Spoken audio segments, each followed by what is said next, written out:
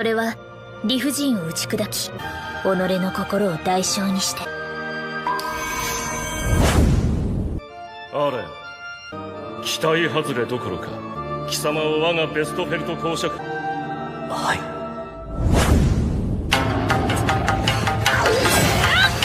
だけれどあの人のことばかり。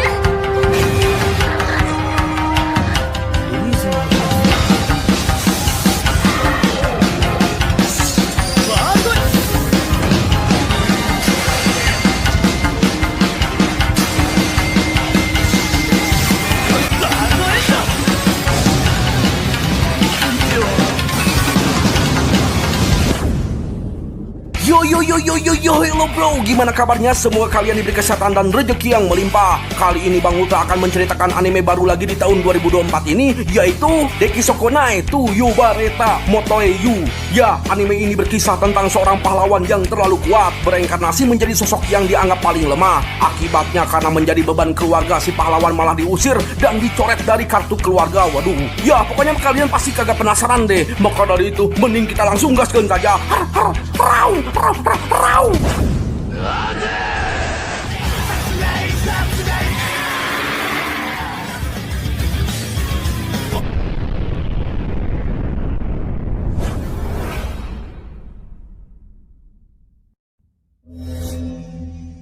Cerita dibuka dengan sebuah kisah seorang pahlawan yang selalu menolong umat manusia dari ketidakadilan dunia ini. Namun setelah waktu berlalu, sang pahlawan dikhianati, dikucilkan, bahkan hampir dibunuh berkali-kali. Meski begitu, sang pahlawan tetap memegang pendiriannya untuk selalu membantu dan menolong sesama manusia. Hingga akhirnya sang pahlawan telah menemui ajalnya. Kejadian menyedihkan tersebut membuat sang dewi menangis, yang akhirnya sang dewi memberikan kesempatan bagi si pahlawan untuk hidup sekali lagi. Ya, saat ini sang pahlawan bereinkarnasi menjadi seorang pemuda bernama Allen, putra dari keluarga Westwell. Dan Allen di sini memiliki satu orang adik yang pika sebelen sekali, mengatai kakaknya beban. Waduh, ternyata bukan hanya sang adik yang bilang begitu, bahkan sang ayah pun mengatakan hal yang sama. Yang dimana Allen sudah berusia 15 tahun tapi tidak mendapatkan berkah apapun dan levelnya masih di angka 1. Makanya Allen dianggap sebagai beban keluarga, dan karena tidak mau menanggung malu, sang ayah mengusir Allen dari rumah, bahkan dicoret dalam kartu keluarga. Waduh. この世界に生きる誰しもが期待外れどころか借家より。はい。 Ya, meski begitu, Allen tetap santuy-santuy saja karena inilah yang ia inginkan. Hidup bebas tanpa harus ada orang yang iri dengki kepadanya. Semacam ilmu padi bro, merunduk tapi berisi. Dikira lemah padahal Allen merupakan pahlawan terkuat, ya begitulah. Pokoknya mulai saat ini Allen akan berkelana ke negeri yang jauh hanya untuk mencari kehidupan yang membuatnya bahagia alias tempat yang damai dan tentram. Akan tetapi ketika sudah berjalan cukup jauh, Allen melihat di depan sana ada dua ciwi yang sedang diserang oleh sosok monster serigala batu. Dan Allen di sini sangat mengenal salah satu ciwi itu yang merupakan putri kerajaan Adoe Stella bernama Rise. Ternyata Rise bukanlah kenalan biasa, melainkan merupakan satu-satunya orang yang mau membela Allen ketika semua orang menghina Allen sebagai beban keluarga. Maka dari itu, untuk saat ini Allen tidak akan menahan diri dan akan menunjukkan kekuatan yang sesungguhnya. Seperti yang kita lihat ketika pengawal Rise yang bernama Beatrix terkena serangan, Allen langsung datang menyelamatkan di waktu yang tepat. どうして私が。アレン君。詳しい話はまた後で。コードアカジックワールドエンド。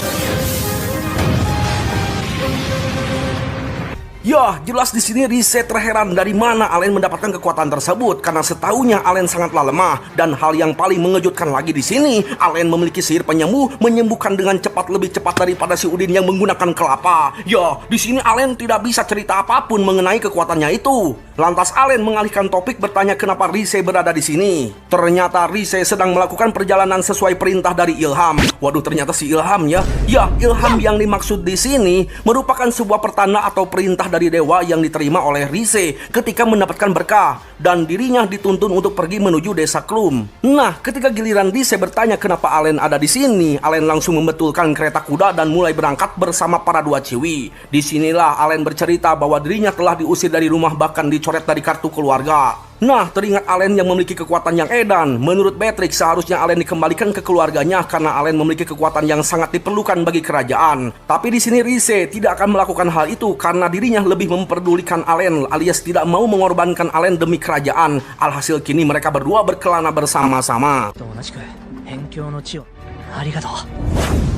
Singkat cerita, mereka semua telah sampai di sebuah desa yang dituju. Terlihat desanya itu sangat sepi, bro. Dan anehnya, selama di perjalanan menuju desa ini tidak ada muncul satupun monster. Dan setelah berjalan cukup jauh, terlihat banyak warga berkerumun di depan pintu rumah seseorang. Lalu tiba-tiba ada Ciwi yang diusir dari rumah tersebut. Ternyata Ciwi ini merupakan kenalan Rise bernama Akira, sekaligus pertanda cahaya perintah dari yang dimaksud si Ilham. Ya, awalnya Akira tidak mengenal Rise, tapi setelah dipelototi barulah dia ingat gitu ya, dikira siapa gitu. Nah, karena Allen tidak paham mengenai cahaya, Beatrix menjelaskan sebuah berkah bernama Breaper merupakan sebuah berkah terkuat yang disebut pahlawan, dan ilham yang diterima Rise yaitu menuntun cahaya dan basmilah kegelapan bersama sang pahlawan alias Akira. Nah, karena perut mulai salatri, mereka pun mulai pindah ke warteg dan lanjut mengobrol. Ternyata keberadaan Akira di sini untuk menolong seorang bocil yang sedang kabur karena dijadikan tumbal oleh desa ini pada sang naga. Namun ketika berbicara dengan Pak Kades, Akira malah diusir, tidak boleh ikut campur perihal tumbal. Disinilah Allen mulai paham kenapa di sekitaran desa ini tidak ada satupun monster. Ternyata desa ini memberikan tumbal pada sang naga untuk melindungi desa ini. Lalu bagaimana dengan keadaan si bocil? Ya, sementara si bocil saat ini sedang disembunyikan oleh Akira di suatu tempat karena jika dibawa kembali ke desa, sudah dipastikan si bocil akan dikirim lagi sebagai tumbal. Ya, meski desa ini tidak mengharapkan terbebas dari sang naga, demi si bocil Akira akan pergi untuk membunuh sang naga. Sebagai penerima ilham, Rise dengan senang hati akan membantu, dan Allen yang tidak mau membiarkan kenalannya berjuang sendirian akan ikut melawan sang naga. Nah, tujuan mereka saat ini yaitu menuju gunung tempat kediaman sang naga. Sebelum pergi, Akira menegaskan bahwa dirinya akan berada di garda depan, sementara yang lainnya memutar jalan belakang untuk memberikan serangan dukungan. Allen pun komplain karena sebaiknya dirinya lah yang berada di garda depan gitu ya. Ya, di sini Akira menyadari bahwa Allen memiliki kekuatan yang besar. Maka dari itu Akira tidak mau memberikan buruannya itu pada Allen. Dan sebagai gantinya Akira akan ngajak Baiwan setelah mengalahkan sang naga. さっさと登ってこいよ。じゃあ僕たちも行こうか。 Singkat cerita, Allen dan kedua Ciwi mulai memutari gunung alias jalan belakang. Nah, di sini Beatrix terheran kenapa keluarga Westpelt yang membanggakan kekuatan militernya tidak menyadari keberadaan sang naga. Lebih tepatnya, kenapa bisa mereka tidak melakukan pergerakan untuk membasmi demi melindungi wilayahnya gitu ya. Ya, menurut Allen, mantan keluarganya itu berkaitan dengan sang naga alias memanfaatkan kekuatan sang naga untuk menjaga wilayah perbatasan. Terbukti dari para warga yang rela memberikan tumbal gitu ya. Namun itu hanyalah asumsi sih, masih belum ada kepastian gitu bro. Ya, sementara itu Akira sudah berada di hadapan sang naga. Sontaklah mereka langsung bertarung.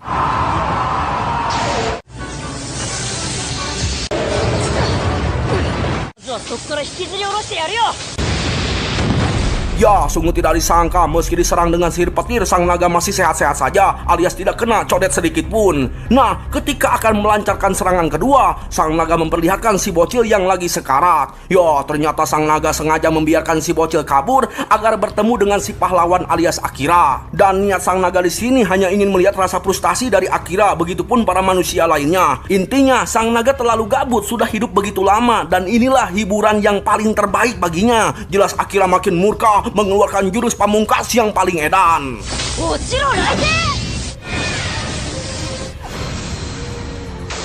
Tapi sang naga masih saja segar bugar, tidak terjadi codet sedikit pun. Langsung ditepaklah itu si Akira. Jelas di sini Akira terkejut karena serangan pamungkasnya tidak mempan. Alhasil Akira pasrah bahwa inilah akhir dari hidupnya. Lalu tiba-tiba, ya, hanya dengan sekali sebet sayapnya langsung patah. Ternyata Allen sangat overpower ya teman-teman. Sontaklah sang naga mulai marah. Tapi hanya dengan satu sebetan si naga langsung jejer-tean. Zanma no Touch! World End! Ya, di sini sang naga merasa malu jika harus kalah dengan sosok manusia rendahan. Karena sang naga di sini merupakan sang naga merah yang mendekati dewa. Karena tak mau kalah, sang naga melakukan cara licik mendekati Rise dan yang lainnya lalu mengancam Allen. Namun meski begitu, setelah melihat senyuman manis dari Rise yang semanis gula Jawa, Allen kali ini akan bertarung serius, mengeluarkan kecepatan yang sangat cepat dan serangan yang sangat edan.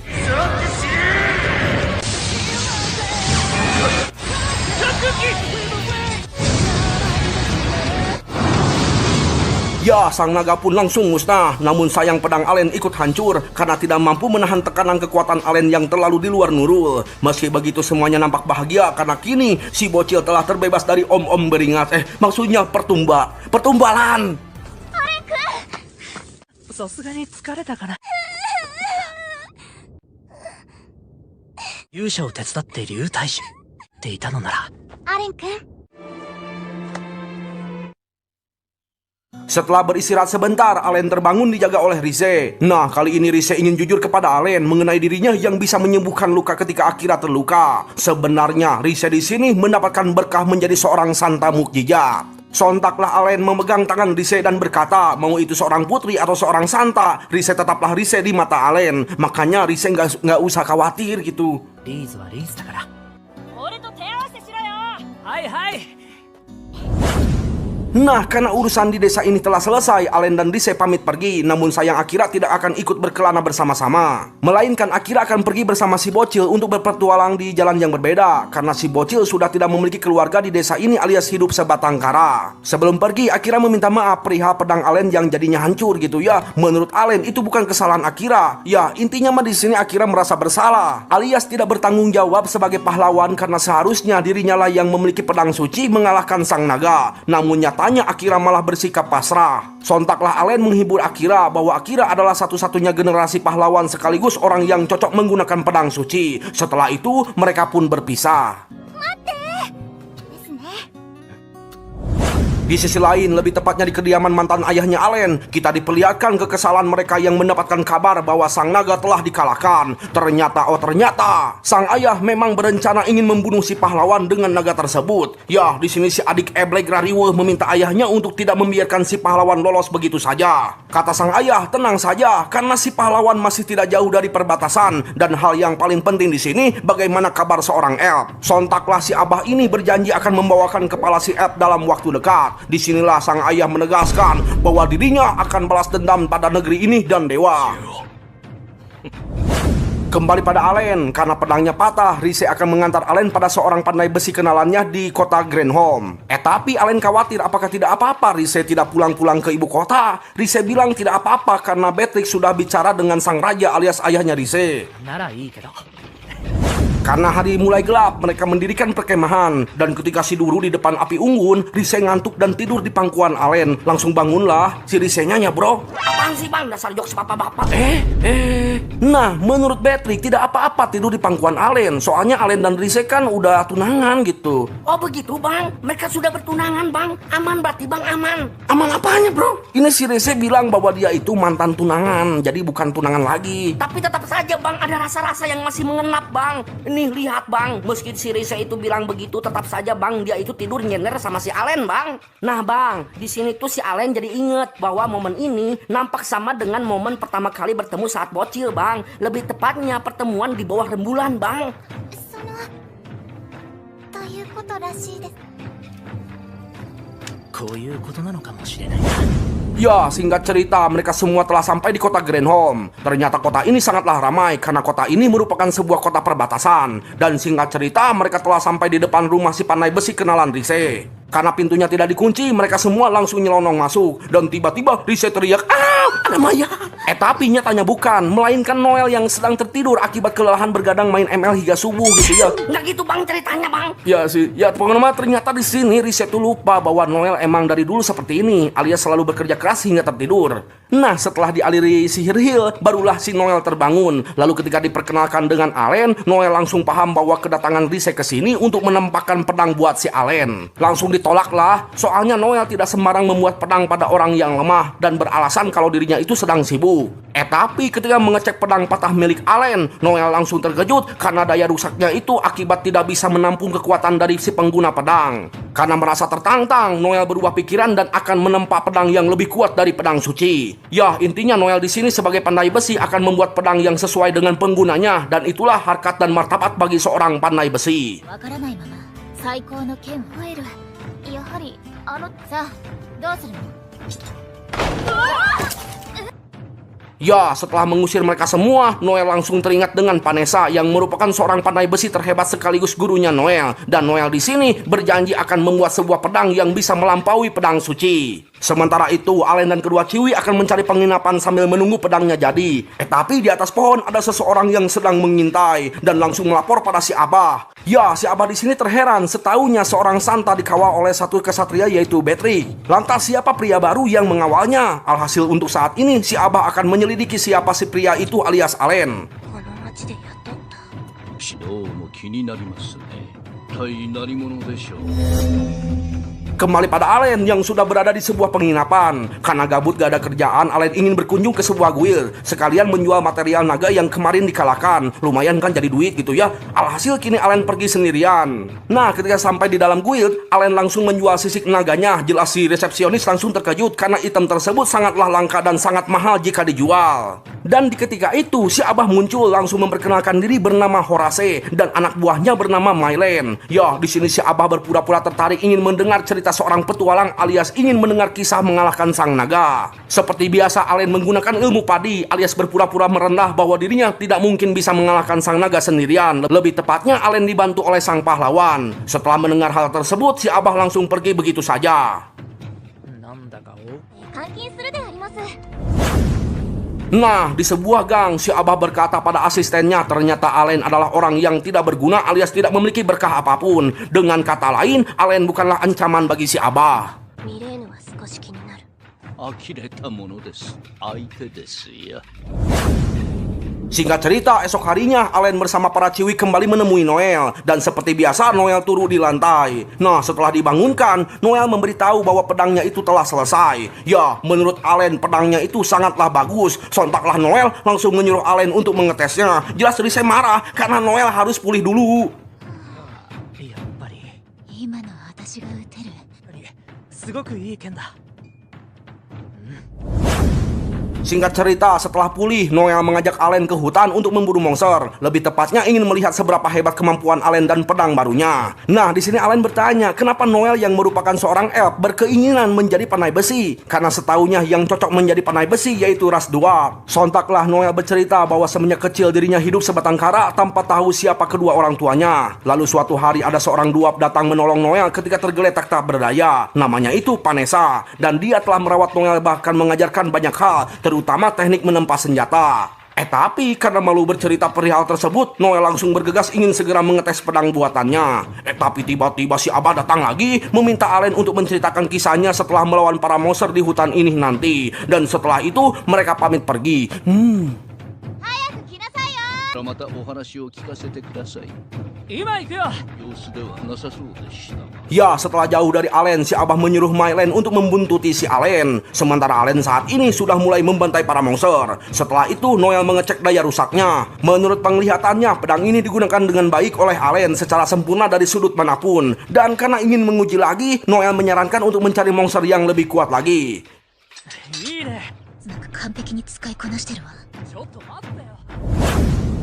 Ya, saat ini mereka berdua telah sampai di hutan dalam, dipenuhi kabut. Dan anehnya di sini kenapa tidak muncul satupun monster? Apakah para monster takut terhadap Allen? Allen bilang bukan, yang mereka takutkan adalah monster raksasa di depan sana.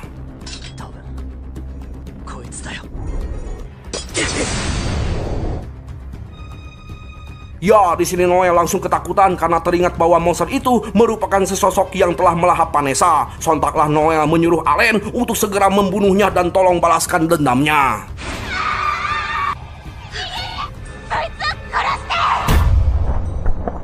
Ya, selintas kita diperlihatkan dulu sebentar masa lalu dari Noel, yang dimana semenjak kecil Noel diasuh oleh Vanessa. Tapi Vanessa selalu bersikap cuek alias selalu fokus menempa sebuah pedang pagi siang malam setiap harinya. Setiap kali Noel bicara, Vanessa tetap cuek. Bahkan Noel yang tisoledak pun diacuhkan oleh Vanessa. Nah, ketika pedang itu sudah jadi, barulah Noel sadar bahwa karya yang dibuat sepenuh hati nampak sangat indah.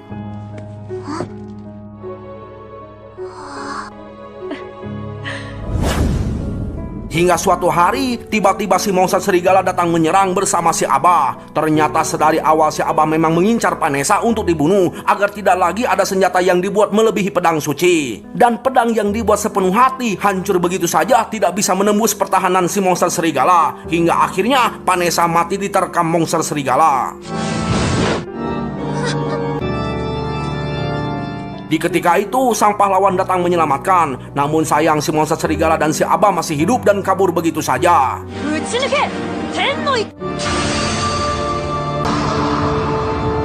Ya, di sini Noel begitu sedih dan begitu menyesal kenapa bisa pedang yang dibuat sepenuh hati oleh Vanessa sangatlah rapuh. Maka dari itu Noel berjanji akan membuat sebuah pedang yang mampu melampaui pedang suci. Dan saat ini Noel ingin sekali membunuh si monster serigala dengan pedang buatannya. Namun menurut Allen dirinya tidak bisa main bunuh-bunuh saja karena si monster serigala tidak melakukan penyerangan. Lebih tepatnya Allen tidak memiliki alasan untuk membunuh. Sontaklah Noel mengambil pedangnya dan akan melakukan seorang diri. Namun Allen mengingatkan bahwa monster di depannya itu merupakan sosok Fenrir. Dengan kata lain, pedang buatan Noel masih jauh dibandingkan dengan pedang suci alias tidak bisa menggores Fenrir. 一流の武器での攻撃のみノエルだって気づいているんじゃないの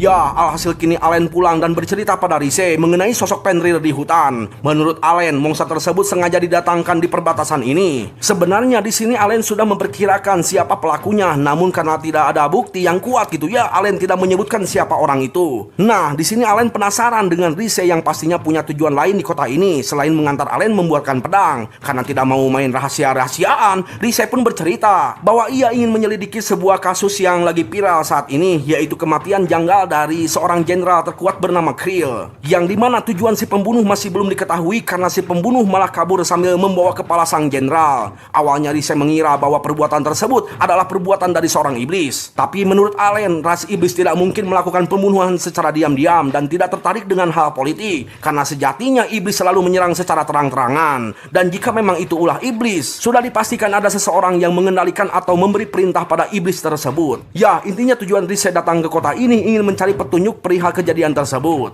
Sementara itu di sisi lain, Mylen begitu terkejut melihat sihir pelindung berhasil dimusnahkan dengan mudah oleh Allen yang dianggap bukan ancaman. Nah, ketika melapor pada si Abah, Mylen tidak memberitahukan soal kekuatan Allen. Yang ia laporkan hanyalah baik-baik saja karena Fenrir masih tertidur. Dan karena tidak ada lagi informasi yang dicari, si Abah langsung menyuruh Mylen untuk mengeksekusi si Santa dan Elf alias Rise dan Noel. Lalu karena Mylen terlihat ragu, si Abah mengaktifkan tanda budak. Alhasil Mylen hilang kesadaran dan akan melakukan apapun sesuai yang diperintahkan. エルフの首を取ってきなさい。よろしいですね。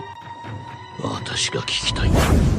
Sementara itu, Noel terus berusaha keras membuat pedang yang baru lagi yang lebih kuat dari sebelumnya, sesuai arahan dari Allen. Ternyata sebelumnya Allen jujur memberitahukan semua kekurangan pedang buatan Noel. Maka dari itu kali ini, Noel akan terus berusaha dan terus berusaha sekeras-kerasnya agar pedangnya itu mampu menembus kulit Fenrir. Hingga akhirnya Noel terjatuh dan pingsan. Ketika terbangun, Noel terheran kenapa tubuhnya jadi ringan. Apakah Rise telah menyembuhkannya? Tapi setelah dicek tidak ada siapa-siapa. Ternyata Allen sedang sembunyi sambil memperhatikan Noel. できた。って言ったのに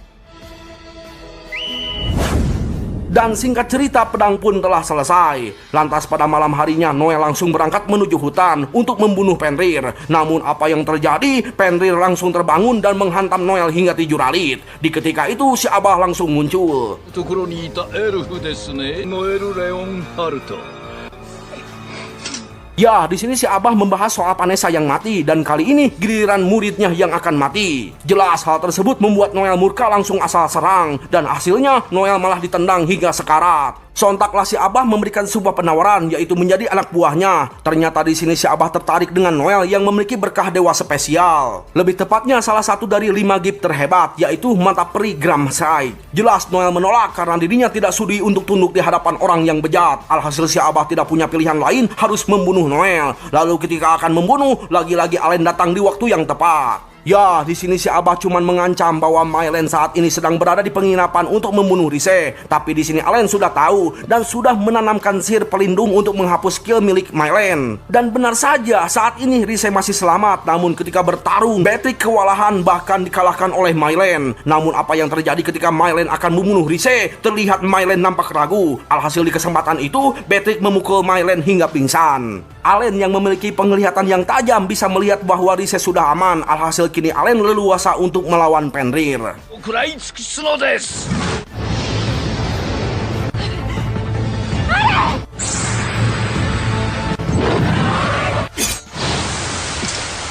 Ya, hanya dengan sekali sebet si Fenrir langsung tumbang. Dirasa Allen terlalu kuat, si Abah langsung retreat. バカな嫌というほど経験してきたからね。なんですと Nah, setelah situasinya sudah aman, Noel digendong hingga bertemu dengan Rise. Tapi ketika bangun malah riweuh. 眠ってるだけだよ。何勝手に怒ってんのよ。 Nah, untuk Mylen, kini dirinya diikat untuk diinterogasi. Namun hingga saat ini Mylen tetap tutup mulut, tidak mau membocorkan informasi apapun. Alhasil Beatrix menyarankan untuk menghukum Mylen di ibu kota. Namun Rise menolak, karena menurutnya Mylen tidak memiliki niat untuk membunuh. Dengan kata lain, Mylen hanya sedang dipengaruhi. Sontaklah Mylen berkata bahwa desanya telah dibakar habis oleh mereka. Dalam artian Mylen tidak punya rumah untuk pulang. Teringat Vanessa yang baik hati memungut Noel. Sontak Noel berkata, mari pulang ke rumah kita. Dengan kata lain, Mylen diizinkan tinggal bersama Noel. Lalu karena Beatrix merasa khawatir, Noel menegaskan jika Mylen melakukan kejahatan lagi, Noel sendirilah yang akan menangkap Mylen. Sontaklah Mylen langsung terharu karena dirinya tak tahu lagi harus menjalani hidup seperti apa. Alhasil kini urusan telah selesai. Lantas Allen langsung keluar mengincar sampah yang tersisa, yaitu si Abah. Namun apa yang terjadi? Si Abah sudah dibunuh duluan oleh sesosok iblis.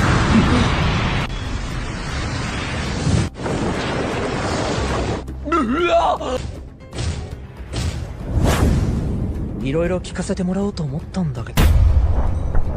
Setelah membunuh si Abah, sang iblis melapor pada mantan ayahnya si Allen. Yang ternyata hal itu dilakukan untuk menghapus informasi supaya tidak bocor pada siapapun. Nah, di sini si adik Eblek membahas soal jenderal yang dibunuh oleh si iblis. Menurutnya, sang iblis tidak terlalu hebat karena hanya bisa membunuh satu jenderal saja. Maka dari itu, dengan pedenya si adik Eblek ini akan mengurus Santa dan Archbishop karena dirinya bukanlah orang gagal seperti kakaknya. 悪魔も大したことないな。 随分と自信があるようだな。 Sebelum kita lanjut ke cerita, kita diperlihatkan dulu sekilas masa lalu dari Lizzie sewaktu kecil. Ternyata di sini Lizzie memiliki seorang paman yang baik hati, selalu melindungi Lizzie dalam kondisi apapun, bahkan rela berkorban demi Lizzie.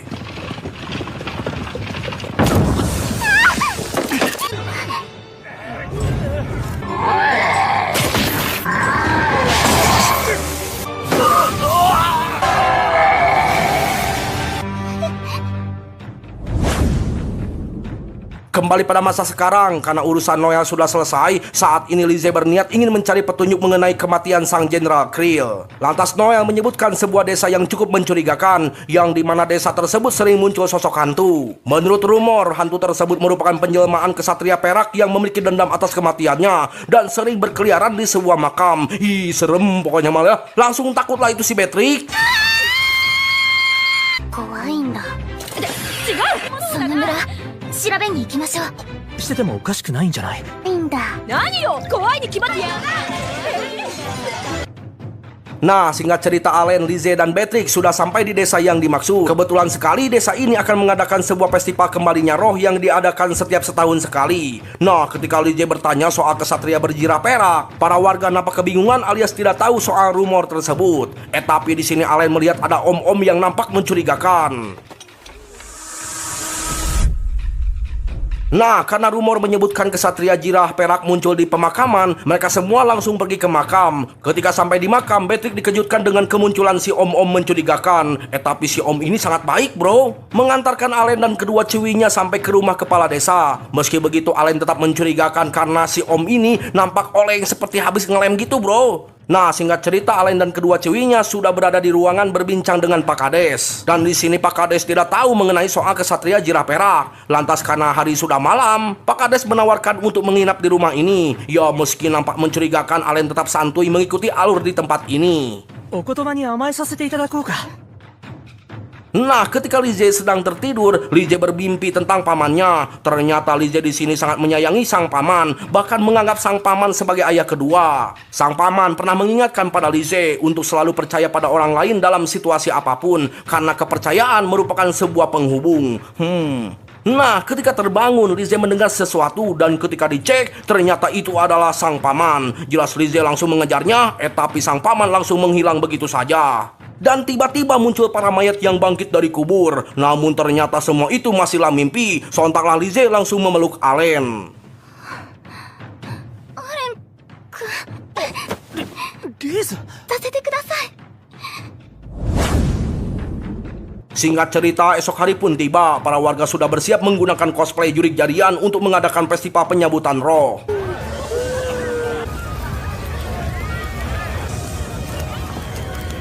Ya, menurut Patrick, hal ini nampak tabu bagi keluarga kerajaan, namun mereka tidak perlu dihentikan karena tidak membahayakan. Sementara menurut Allen, para warganya biasa saja, tidak ada yang mencurigakan, dan yang mencurigakan di sini yaitu desanya. Tiba-tiba si Om Oleng datang lagi menyuruh Allen untuk ikut berdansa memeriahkan festival ini. Karena dirasa bakalan seru, Allen dan Patrick pergi untuk berdansa, sementara Lize diam di tempat karena masih ingin beristirahat. Tapi ketika sendirian muncul sebuah asap dan lagi-lagi muncul bayangan sang paman. Jelas Lize yang sangat teramat rindu langsung mengejar hingga ke sebuah hutan. Nah, kali ini si paman mulai berbicara, mengatakan bahwa keluar sendirian sangatlah berbahaya. Tapi Lize nggak peduli karena paman adalah ayah baginya. Lantas Lize bertanya apa yang dilakukan paman selama ini. Karena terakhir dicari, Lize tidak menemukan jasad si paman. Dengan kata lain, Lize percaya bahwa paman masih hidup dan inilah buktinya. Sontaklah sang paman memberitahu bahwa dirinya sengaja bersembunyi dari pihak kerajaan untuk membalas dendam pada pihak kerajaan. Ternyata kakaknya si paman alias ayahnya Lize, lebih tepatnya sang raja, mencoba berusaha untuk membunuh Lize, yang dimana sang raja berniat ingin membunuh semua orang yang memiliki berkah dewa sejak lahir.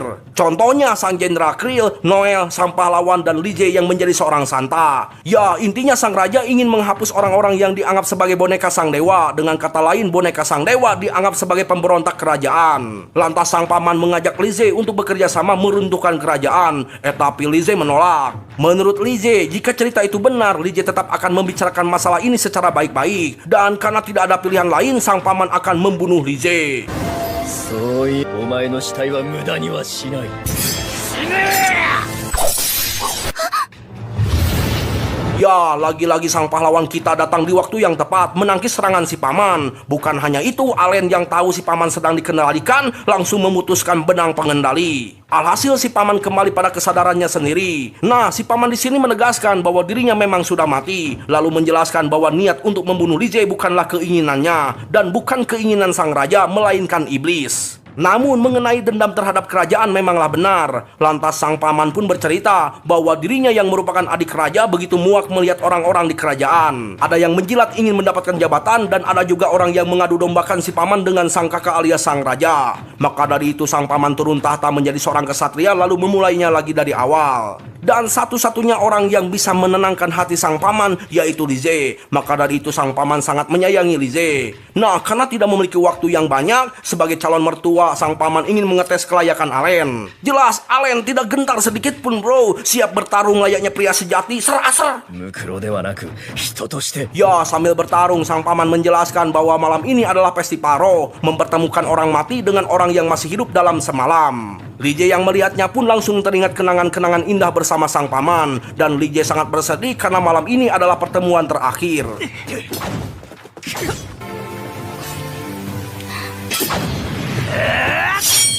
Ketika sudah selesai bertarung, si paman mulai melemah, pertanda akan segera menghilang. Hujan pun mulai turun seakan-akan mewakili kesedihan Lize. これで安心だ。娘のようだった。乱さないよう。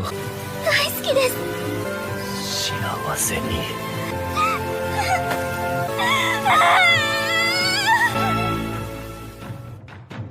Singkat cerita, festival pun telah berakhir. Allen yang sedang ngahuleng dihampiri Pak Kades. Nah, disinilah Allen mulai menyadari bahwa desa ini dihuni oleh orang-orang mati. Dan orang yang mengendalikan mereka itu yaitu Pak Kades. Karena sudah ketahuan, Pak Kades pun mengakui bahwa dirinya merupakan seorang iblis. Dan langsung membangkitkan orang-orang mati untuk membunuh Allen. Namun itu percuma karena hanya dengan sebuah genggaman, benang pengendali langsung terputus. Dan hanya dengan sekali sebet semuanya langsung musnah.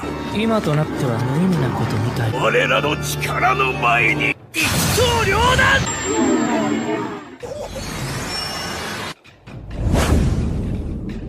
Sementara itu di sisi lain, si iblis melapor bahwa tindakannya telah gagal. Meski begitu, menurut mantan ayahnya Allen itu tidak apa-apa. Karena yang paling penting di sini, Brett, mantan kakaknya Allen, telah berhasil membawa kepala Archbishop. 我らの手中には Singkat cerita, ketika hari mulai terang, Allen dan kedua ciwinya melanjutkan perjalanan. Karena Lizzie terlihat murung, Beatrix memberikan semangat berkata bahwa dirinya akan tetap di samping Lizzie apapun situasinya. Sementara Allen kini mulai menyadari sesuatu yang dimana batu sihir yang didapatkan dari si Pakades Iblis memiliki aliran energi dari Brett alias mantan kakaknya dan tubuh yang tersisa dari si paman cuman kepalanya. Lalu kasus yang sama terjadi pada Jenderal Krill, lebih jelasnya kehilangan kepalanya. Itu artinya masih misterius. Tapi tiba-tiba muncul kabar yang dimana sang Jenderal Krill kembali hidup.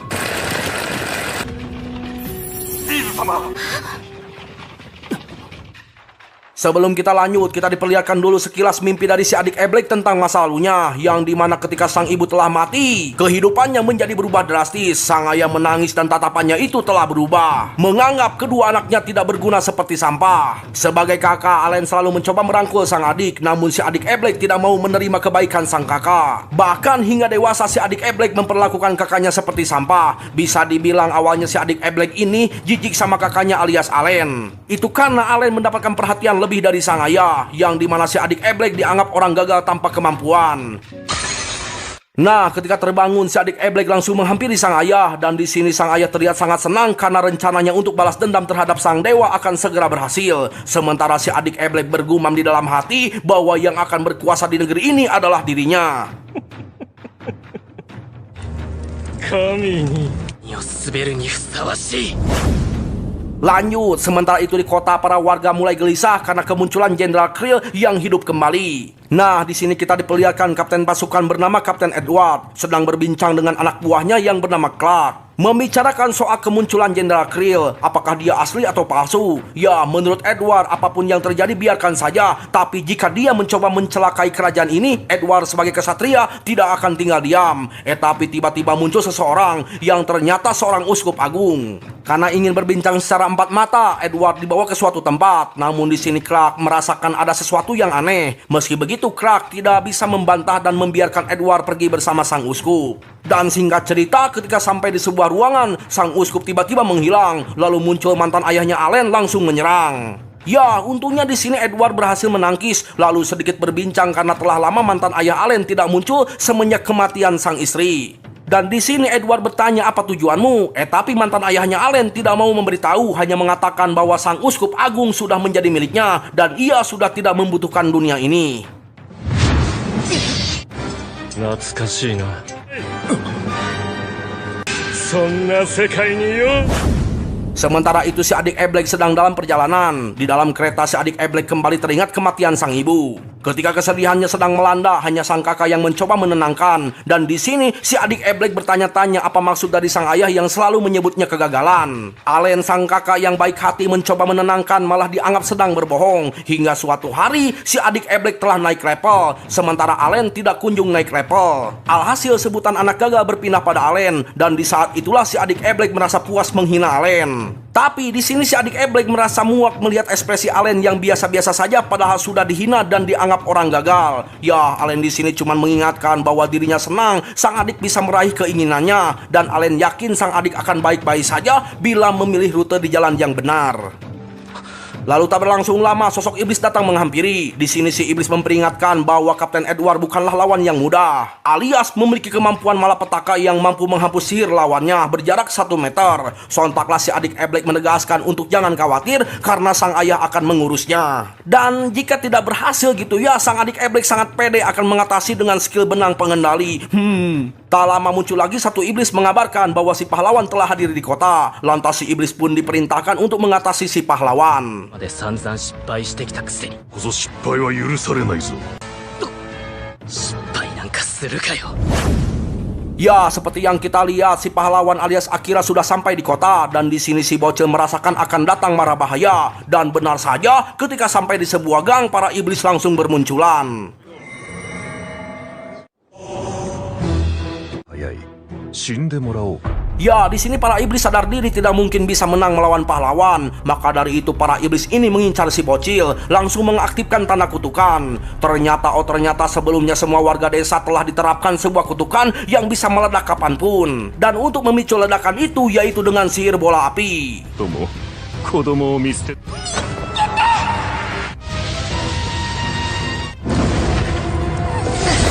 Sementara itu Clark merasa masih khawatir karena meninggalkan Kapten Edward sendirian. Namun tetap saja ia tidak bisa membantah perintah darinya untuk menjauh. Dan lalu tiba-tiba muncul sosok iblis menghadang. Ya, si iblis ini mencoba berbicara santuy akan membeberkan sebuah fakta di dalam kerajaan ini.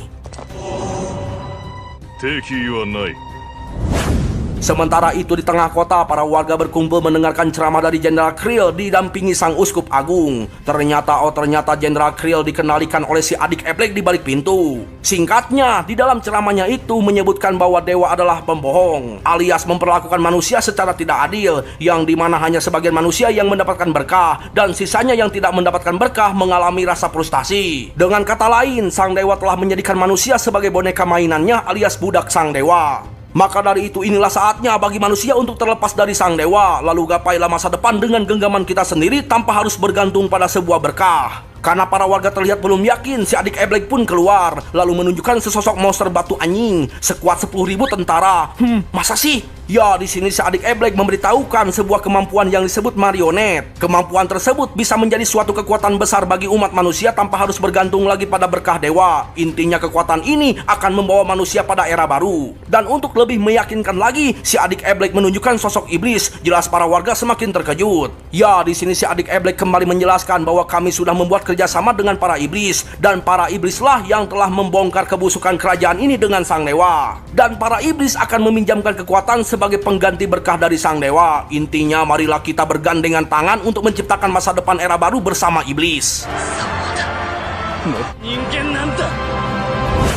Kembali pada pertarungan Kapten Edward melawan mantan ayahnya Allen. Dan di sini Kapten Edward nampak kewalahan itu karena mantan ayahnya Allen sudah tidak lagi bergantung pada berkah, melainkan peningkatan level. Dengan kata lain, skill membatalkan sihir milik Edward sudah tidak berguna. Ya, di sini mantan ayah Allen menjelaskan hanya orang bodohlah yang menjunjung tinggi berkah dari sang dewa, karena seharusnya manusia lebih fokus menaikkan level. Yang dimana semakin tinggi level yang dimiliki maka akan menjadi setara bahkan melebihi sang dewa. Alhasil dalam sekejap Kapten Edward langsung tumbang hanya dengan sekali serang. Lalu tak lama kemudian muncul sosok berjubah yang ternyata itu adalah Akira alias sang pahlawan. Ternyata Akira berhasil selamat dari para iblis yang mencoba meledakkan si bocil, dan orang yang menyelamatkannya itu adalah Allen. Yang dimana ketika berpisah dengan Allen mengubah tanda kutukan di dalam diri si bocil. Alhasil ketika diaktifkan muncul sebuah pelindung. Nah, kembali pada Clark. Setelah mendengar penjelasan dari si iblis, Clark tidak percaya, tetap berpegang teguh pada pendiriannya untuk menjaga kerajaan ini. Alhasil si iblis memilih untuk membunuh para pasukan ini, dan untungnya Beatrix datang di waktu yang tepat.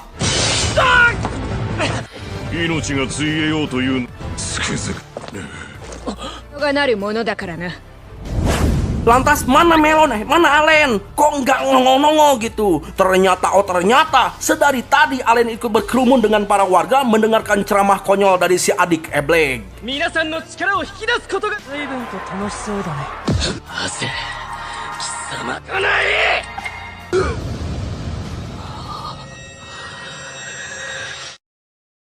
Ya, jelas di sini si adik Eblek begitu kesal melihat kakaknya yang disebut produk gagal ada di sini. Dan si adik Eblek makin kesal dengan kelakuan Allen yang menyebarkan rekaman pembicaraan antara si iblis dengan Beatrix. Yang dimana si iblis terpancing karena Beatrix sudah tahu semua ini ulah keluarga Westphal. Dan di sini si iblis mengungkapkan tujuannya karena mengira Beatrix pasti akan mati. Namun ia tidak sadar bahwa sedari tadi Mylan dengan skill tak terlihatnya sedang merekam pembicaraan, lalu disebarkan pada warga kota lewat alat sihir yang dipegang Allen.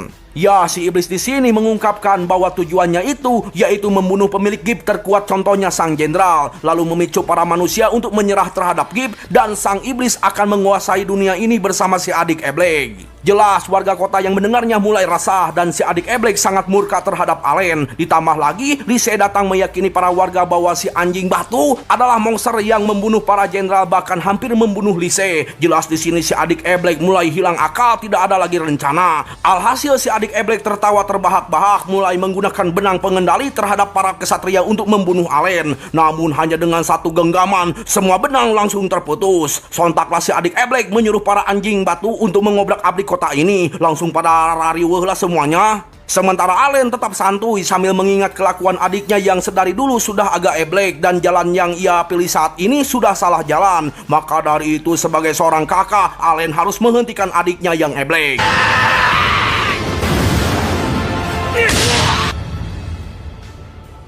Dirasa urusan di sini sudah selesai, Alen meminta Lise untuk mengatasi sisanya. Sementara Alen akan membereskan kelakuan mantan ayahnya yang sudah agak edan. Di sisi lain, ternyata Beatrix bisa bertarung seimbang melawan sang iblis menggunakan teknik tak terlihat dari Mylen. Alhasil si iblis yang cupu mencoba untuk kabur. Namun itu tidak bisa karena Mylen dan Beatrix takkan membiarkannya kabur. Ya, hanya dengan satu tebasan si iblis langsung musnah. Namun saat ini kota masih kacau balau karena pasukan iblis masih pada hidup. Lantas Beatrix menyuruh seluruh pasukan kerajaan untuk bersiap melindungi para warga dan bersiap untuk membunuh para iblis yang tersisa. Kebetulan sekali Noel hadir, membawa banyak senjata untuk memperkuat pasukan kerajaan. Ternyata semua ini sudah direncanakan oleh Alen sejak awal. Sementara itu di sisi lain lagi, Akira dan Edward begitu kerepotan melawan mantan ayah Alen yang kini mengeluarkan energi kegelapan. Dan bukan hanya itu, mantan ayah Alen sebenarnya memiliki sebuah berkah berupa pembaca masa depan alias tahu semua pergerakan lawannya. Ternyata juga mantan ayah Alen di sini sangat membenci berkah yang ia miliki. Itu karena berkali-kali ia melihat sang istri akan mati. Dan mantan ayah Alen berkali-kali juga mencoba menjauhkan sang istri dari kematian. Namun hasilnya tetap saja sang istri tetap mati. Dengan kata lain, mantan ayah Alen merasa muak dengan sang dewa yang memberikan berkah tak berguna, seakan-akan seperti sedang mempermainkan manusia. Dan parahnya, mantan ayah Alen tahu bahwa anak yang dilahirkan sang istri merupakan pahlawan yang ditakdirkan oleh sang dewa. Namun faktanya Alen hanyalah anak biasa alias produk gagal tanpa berkah apapun. Maka dari itu mantan ayah Alen merasa murka dan akan menghancurkan semua orang yang memiliki berkah.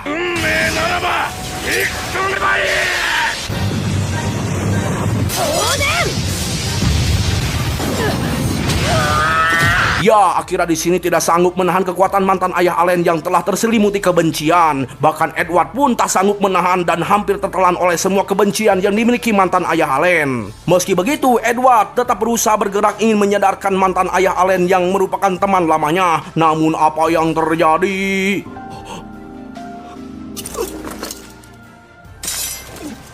Ya, dikira sudah sadar, ternyata mantan ayah Alen malah makin eblek. Lantas Akira mencoba menyadarkan bahwa Edward sedang berusaha memahami perasaanmu. Tapi mantan ayah Alen tidak mau dengar dan akan tetap pada tujuannya, yaitu membunuh sang pahlawan. Namun tiba-tiba... Ya, lagi-lagi sang pahlawan kita telah datang di waktu yang tepat. Jelas sang mantan ayah makin murka melihat kehadiran Alen si produk gagal. Tapi dirinya cukup terkejut melihat Alen yang dengan mudah menangkis serangannya. Ketika ditanya siapa dirimu sebenarnya, Alen hanya menjawab bahwa dirinya merupakan produk gagal. Meski begitu, Alen tetap tidak akan meninggalkan warga kota yang memerlukan perlindungan. Dan hal tersebut pastinya suatu hal yang paling diinginkan oleh sang ibu. Jelas di sini sang mantan ayah makin murka melancarkan serangan yang lebih kuat. Ya, di sini Alen mulai tertelan oleh kebencian, yang dimana Alen tenggelam dalam rasa frustasi tanpa dasar. Memunculkan kenangan-kenangan haru kematian sang ibu dan sebuah kenangan manis ketika kedua orang tuanya sangat menyayangi Alen. Disinilah Alen mulai sadar bahwa kelemahan bisa mengubah seseorang dalam sekejap, yang dimana rasa sakit membuatnya berpaling tidak mau berurusan alias menghindari masalah. Namun setelah membayangkan orang-orang yang tetap menyayangi Alen, Alen kini yakin bahwa dirinya harus melakukan tindakan, yaitu menghentikan semua ini layaknya seorang pahlawan seperti yang dulu.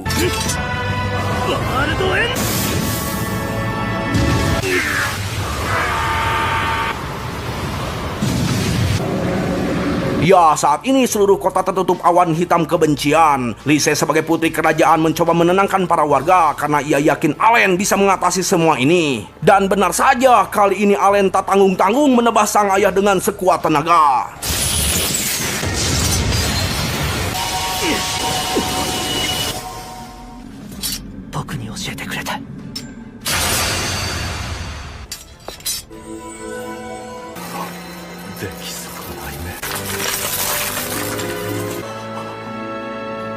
Setelah kericuhan di kota telah mereda, Alen dipanggil oleh sang raja, dan atas pencapaian Alen, sang raja mengangkat Alen sebagai pemegang duke wilayah Westphal. Namun Alen menolaknya. Ya, di sini sang raja tidak komplain sedikit pun karena ia tahu sifat Alen sejak dulu dari Lise yang sering menceritakan Alen waktu kecil. Dan sang raja sudah menyediakan hadiah yang lebih pantas bagi Alen yang sudah menyelamatkan harta paling berharga alias Lise. Seperti yang kita lihat, saat ini Alen akan berangkat menuju Grand Home bersama Noel dan Mylen. Tiba-tiba Lise datang menyusul akan pergi juga ke Grand Home karena wilayah tersebut merupakan wilayah miliknya. Yang ternyata Lise di sini telah diberikan tahta sebagai penguasa wilayah Westphal dan namanya itu menjadi Lise Westphal. Waduh, apakah Lise sudah jadi istri Alen? Kayaknya belum sih.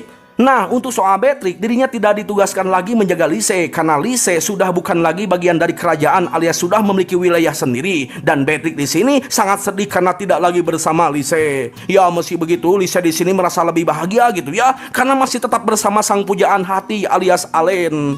まだ僕を必要とする人だ。何者でもなくても。行こう。でも買って気ままに暮らそうかな。 Sementara itu di sisi lain kita diperlihatkan sosok Ciwi yang bisa melihat Alen dari kejauhan dengan mata sihirnya. Dan hal yang membuat saya terkejut, si Ciwi ini tahu bahwa Alen merupakan reinkarnasi. Singkat cerita, Alen sudah berada di sebuah villa. Ketika tertidur, Alen bermimpi sang dewi yang terus menangisi Alen karena Alen bernasib buruk sebagai pahlawan umat manusia. Lalu tak lama kemudian Alen pun terbangun. Di pagi hari yang cerah ini, senyum Lise begitu bersinar terang benderang. Dan senyumnya itu semakin manis ketika Lise menyiapkan sarapan berupa sosis dan telur coplok. Tiba-tiba situasi jadi kacau karena Noel keluar berpakaian seperti itu. Dan sungguh edannya Noel begitu cuek di hadapan Alen. Bahkan mengatakan bahwa Alen pernah melihat lebih dari ini. Jelaslah Lise makin nariwe gitu ya, apalagi tetangga. Nah, setelah situasi sudah tenang, mereka mulai makan. Tapi situasi jadi makin kacau lagi, bro. Ternyata Alen di sini terlalu banyak janji. Janji bakalan menemenin tidur siang sama si Mylen lah. Janji bakalan ngurusin dokumen keluarga bersama Lise lah. Bahkan janji bakalan nyobain pedang baru buatan Noel. Rame lagi lah mereka rebutan Alen. Tiba-tiba ada staf guild datang memberitahu bahwa Alen sudah lama tidak mengerjakan misi. Dan misinya itu sudah menumpuk. Ditariklah itu si Alen supaya datang ke guild gitu ya. Jelas gak boleh lah, kan sudah punya janji sama si Lise bahkan dua Ciwi lainnya. Alhasil kini Alen telah menjadi korban kekerasan rumah tangga. Dan singkat cerita, Alen sudah mengerjakan seluruh tugasnya. Ya meski agak sedikit rariwe gitu ya, tapi inilah hidup yang disebut hidup damai. Nah, karena terasa bosan, Alen berencana akan pergi berkelana menuju ke Kekaisaran Victor. Bahkan Alen berencana akan tinggal di sana. Waduh, ya karena di sana ada seorang pandai besi yang handal, Noel akan ikut dengan Alen. Namun sayang Lise kagak bisa ikut itu karena dirinya sibuk harus mengurusi wilayah Westphal. Tapi itu bohong karena nyatanya Lise tetap ikut dan untuk menjaga wilayahnya diserahkan pada Beatrix yang ia panggil secara mendadak dari kerajaan. Waduh si Lise ini ya. Ya pokoknya mah di sini Lise beralasan sebagai penguasa wilayah dirinya harus tahu keadaan perbatasan. Halah bilang aja nggak mau jauh dari Alen.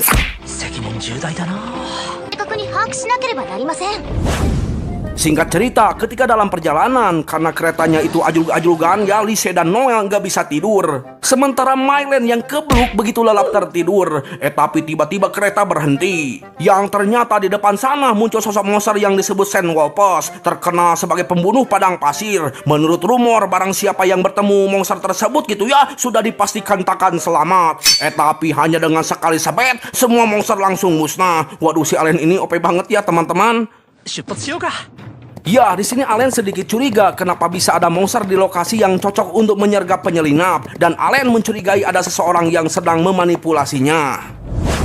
Setibanya di dalam kota kekaisaran, para Ciwi begitu happy melihat banyak orang dan banyak pedagang. Sementara Alen tetap waspada dan bertanya-tanya kenapa kekaisaran ini terlalu banyak penjagaan. Tapi tiba-tiba Alen bertubrukan dengan seorang Ciwi. Waduh, si Ciwi yang tahu reinkarnasi nih. Dan ternyata Alen di sini sangat mengenal si Ciwi ini yang bernama Henriette.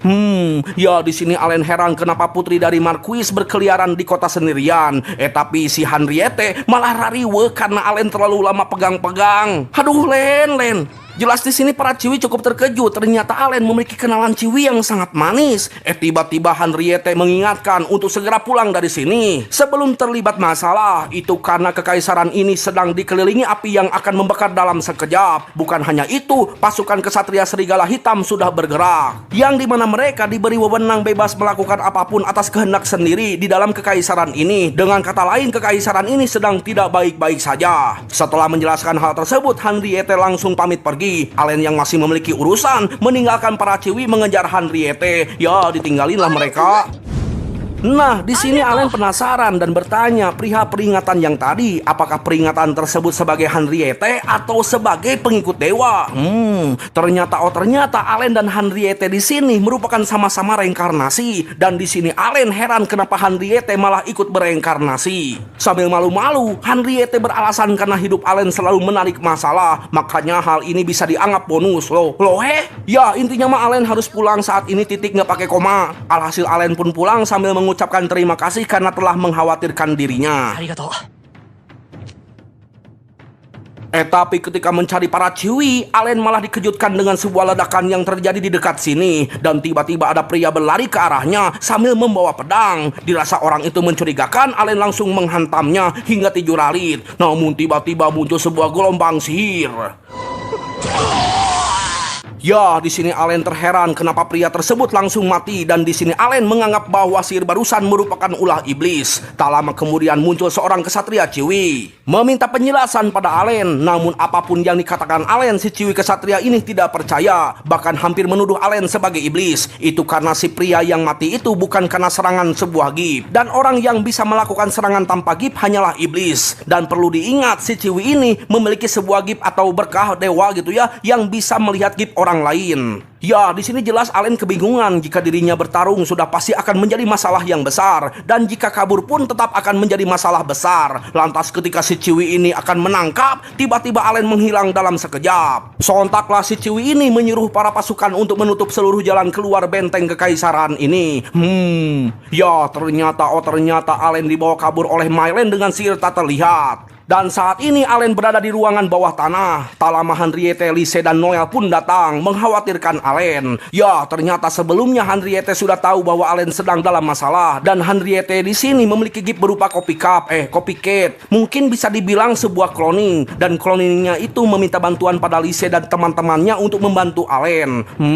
Ya, intinya mah di sini mereka semua sedang berpikir bagaimana cara keluar dari masalah ini. Karena semua jalan keluar telah ditutup oleh para penjaga, dan meski menggunakan sihir tak terlihat pun pasti takkan berguna, dan satu-satunya jalan hanya ada di tangan Henriette. Alhasil kini Allen dan para Ciwi dibawa ke kediaman Henriette alias bangsawan Marquis. Ketika disapa oleh seorang pelayan, Allen tak menyangka pelayannya itu merupakan mantan kepala pelayan Westport yang ia kenal bernama Silas.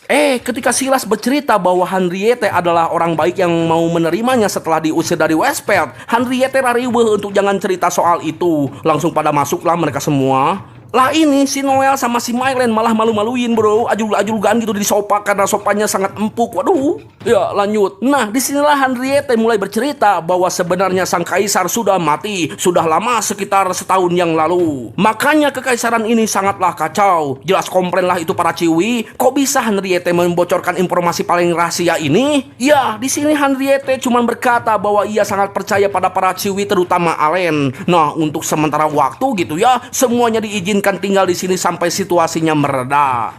Malam harinya ketika Allen ngahuleng, Henriette tiba-tiba datang menghampiri ngajak berbincang. Menurut Allen semua ini pasti ulah para iblis. Dan Henriette di sini sangat setuju dengan hal itu. Itu karena kaisar dijaga sangat ketat dan orang yang bisa membunuh sang kaisar hanyalah iblis dan juga Allen. Tapi menurut Allen, Henriette juga termasuk. Ya intinya mah Henriette merasa tidak memiliki keuntungan membunuh kaisar, begitupun Allen.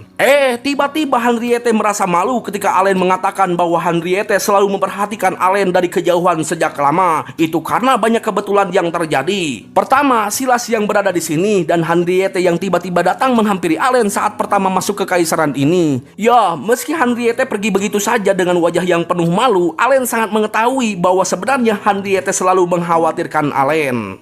Ketika keluar dari kamar Alen, Henriette begitu senang melihat Alen yang kini bisa tersenyum. Ternyata sang dewi yang memberikan reinkarnasi merupakan Henriette, dan Henriette di sini sangat tahu kehidupan kelam Alen di kehidupan yang sebelumnya, yang dimana Alen sangat terpuruk sebagai pahlawan paling kuat. Lebih jelasnya, Alen yang terlalu kuat malah dibenci oleh semua orang, bahkan dianggap bencana. Alhasil di ketika itu Alen benar-benar hancur secara mental. Disinilah Henriette mengakui bahwa alasan ia ikut bereinkarnasi hanya ingin melihat dan memastikan keadaan Alen. Intinya, sejak terlahir kembali ke dunia ini, Henriette selalu memperhatikan Alen dari kejauhan dengan mata sihirnya. Dan di sini Henriette sangat bahagia melihat Alen bisa tersenyum di kehidupannya saat ini. Namun, Henriette sedikit kesal karena yang membuat Alen tersenyum bukanlah dirinya.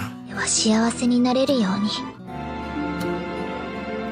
少し悔しいですけど Singkat cerita, esok harinya karena kota sedang dijaga ketat, Noel marah-marah dan begitu bete karena bosan di rumah terus. Bahkan sampai melamun loh, membayangkan menempa pedang. Waduh. Nah, di sini Alen merasa heran kenapa Henriette melarang Noel keluar, padahal yang menjadi incaran kan cuman Alen doang gitu. Alhasil Henriette mengizinkan Noel jalan-jalan, jelas seneng lah dia. Singkat cerita, Noel langsung jalan-jalan ditemani Mylen, jajan es krim lah, lihat yang lagi nempa pedang lah. Nah, setelah itu Noel masih belum puas, pengen jalan-jalan lagi. Waduh, beginilah Ciwi kalau udah dibawa ke tempat jalan-jalan nggak mau pulang, bro. Kalau cowok mah diajak jalan-jalan sebentar aja udah capek. Kalau Ciwi tuh agak lain, nggak ada capeknya anjir. Giliran ngerjain pekerjaan rumah bilangnya capek. Lah bang, kok malah curhat sih bang? Lanjut. Nah, ketika berjalan di tengah kota, Noel terheran ternyata penduduk di sini terdapat banyak ras elf, dan entah kenapa mereka terus memandangi Noel. Jelas di sini Noel langsung kepedean lah. Apakah dirinya itu terlalu cantik dan terlalu gitu? Tapi ketika ada cowok elf datang, Mylen langsung melotot. Jelas pada takut lah mereka. Tapi ada cowok elf lain yang malah pada berdatangan. Langsung ditariklah itu si Noel dan langsung dibawa pulang. Nah, di sini Noel bercerita pada yang lainnya tentang kejadian yang tadi. Sontaklah Henriette menjelaskan bahwa sebenarnya Noel belum tahu tentang dirinya sendiri. Jelas di sini Noel bingung karena ia sendiri benar-benar tidak mengingat masa lalunya. Lantas Henriette mengajak semuanya keluar rumah dan bilang bahwa kita akan pergi menuju hutan elf. Sontaklah Henriette mengeluarkan sebuah skill bercahaya dan dalam sekejap semuanya sudah berada di hutan elf. Jelas semuanya heran, dikira berteleportasi gitu. Namun nyatanya tempat ini masih di tempat yang sama. Lebih jelasnya, hutan ini berada di dimensi yang berbeda. Ya, hal ini dilakukan untuk menyembunyikan hutan elf dari musuh dengan sebuah sihir pelindung. Dan untuk menjaga rahasia ini, setiap orang yang keluar dari hutan ini pasti akan dihapus ingatannya. Oh begitu bang, berarti si Noel itu dihapus ingatannya ya bang? Bisa jadi sih. Tapi para elf bisa keluar masuk hutan ini bro. Yang dihapus ingatannya itu bagi orang yang meninggalkan hutan ini. Nah, di sini Alen sudah menyadari bahwa sihir pelindung ini pasti dibuat oleh Henriette. Makanya Henriette memiliki hak untuk mondar-mandir di hutan ini. Lantas Henriette mengajak semuanya untuk pergi ke pemukiman para elf. Lalu ketika sedang berjalan, Noel merasakan bahwa tempat ini seperti tempat tinggalnya. Tapi tiba-tiba banyak para elf berdatangan. Dikira akan diserang gitu ya. Tapi nyatanya mereka semua malah langsung bersujud. Ternyata Noel di sini merupakan seorang raja para elf. Dan para elf di sini berlutut menyambut sang raja. Jelas heran lah itu si Noel. Lantas Henriette menjelaskan bahwa Noel memiliki berkah Gramsaik alias mata peri yang merupakan keturunan raja. Sontaklah pemimpin elf memperkenalkan diri bernama Percival. Ya, intinya di sini Percival tidak akan memaksa Noel karena keputusan ada di tangan Noel apakah mau jadi raja atau enggak. Lantas Percival ingin memperlihatkan pemukiman para elf di sini. Terlihat hutannya itu sangat indah bro, dan banyak elf yang tidur di pohon. Waduh. Tapi anehnya di sini para elf memiliki furnitur yang mirip dengan peralatan manusia. Lalu tak lama kemudian muncul bocil iblis memberikan hadiah berupa biji-bijian untuk sang raja. Jelas Noel seneng lah langsung menerimanya gitu ya.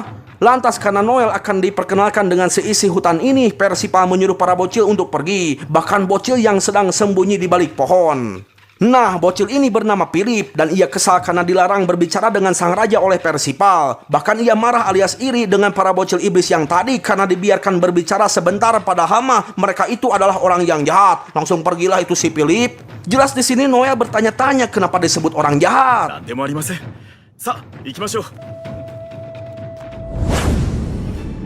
Di sisi lain kita diperlihatkan Lizette yang sedang mengintai kediaman Henriette. Tapi di sini Lizette malah bertengkar dengan bawahannya yang bernama Oswald. Ya, pokoknya mah di sini mereka saling menyindir dan untungnya tidak terjadi pertarungan di sini. Namun Lizette cuman mengingatkan Oswald untuk tidak mengacau dan tidak mempersulit keadaan. Lebih jelasnya jangan mengobrak-abrik Tepararugu.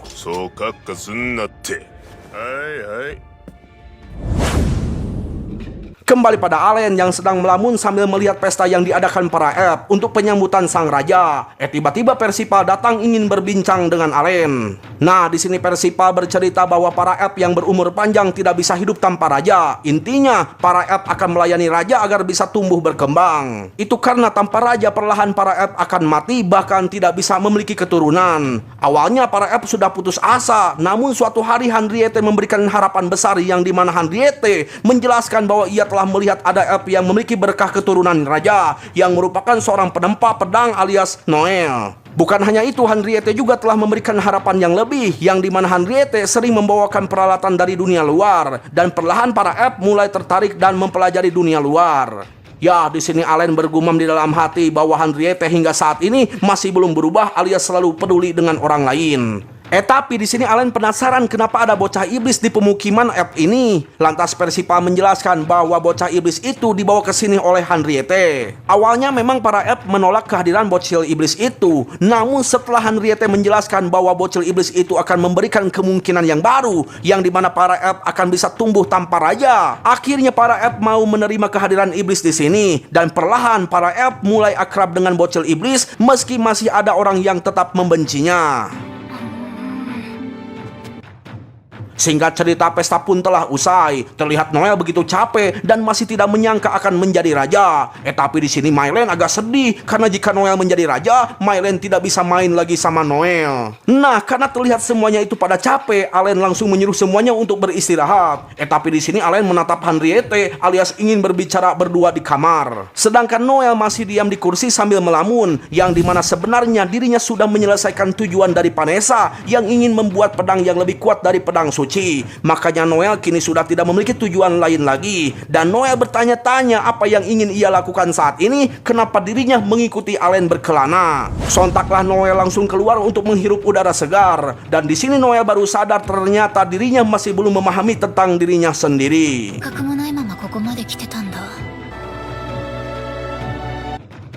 Singkat cerita, Henriette datang ke kamar Allen. Tapi di sini Henriette malu-malu tuh karena Allen ngajak berduaan. Dan parahnya di sini Henriette meminta Allen jangan kasar, ajarkan aku secara lembut, puh. Waduh, dikiranya mau bergigi cukuruku gitu ya. Lantas Henriette mulai monyong-monyong siap untuk dicium. Langsung diusirlah sama si Allen. Jelas marah lah itu si Henriette. Kenapa Allen ogah menyentuhnya gitu? Waduh, frontal banget nih Ciwi. Nah, di sini akhirnya Henriette akan berbicara dengan Allen meski agak bete sih. Lantas Allen langsung menanyakan perihal dua bocah iblis yang ada di sini. Ya, Henriette pun menjelaskan bahwa sebenarnya iblis bukanlah ras yang berbeda, yang dimana manusia pun bisa menjadi iblis ketika dipenuhi kebencian dan keinginan dunianya yang telah menjadikan iblis. Berbeda dengan kelahiran bayi iblis, mereka terlahir dari orang tua iblis dan tidak tahu apapun tentang dunia ini, tapi mereka dicap bahkan dibenci oleh ras lain. Dan parahnya, orang tua mereka membuang anaknya begitu saja, seakan-akan dipaksa untuk menghadapi sulitnya dunia ini, sehingga anak-anak iblis bertahan dengan cara menjadi makhluk yang paling kuat. Dengan kata lain, dua bocah yang dibawa Henriette memanglah iblis tapi masih polos, dan ia membawanya pada saat dua bocah itu akan dibunuh oleh seseorang. Lebih jelasnya, Henriette hanya menyelamatkan mereka dan ia tahu bahwa iblis yang masih polos bukanlah makhluk yang berbahaya. Ya, di sini Allen sangat sadar bahwa Henriette memang orang baik sudah sejak lama.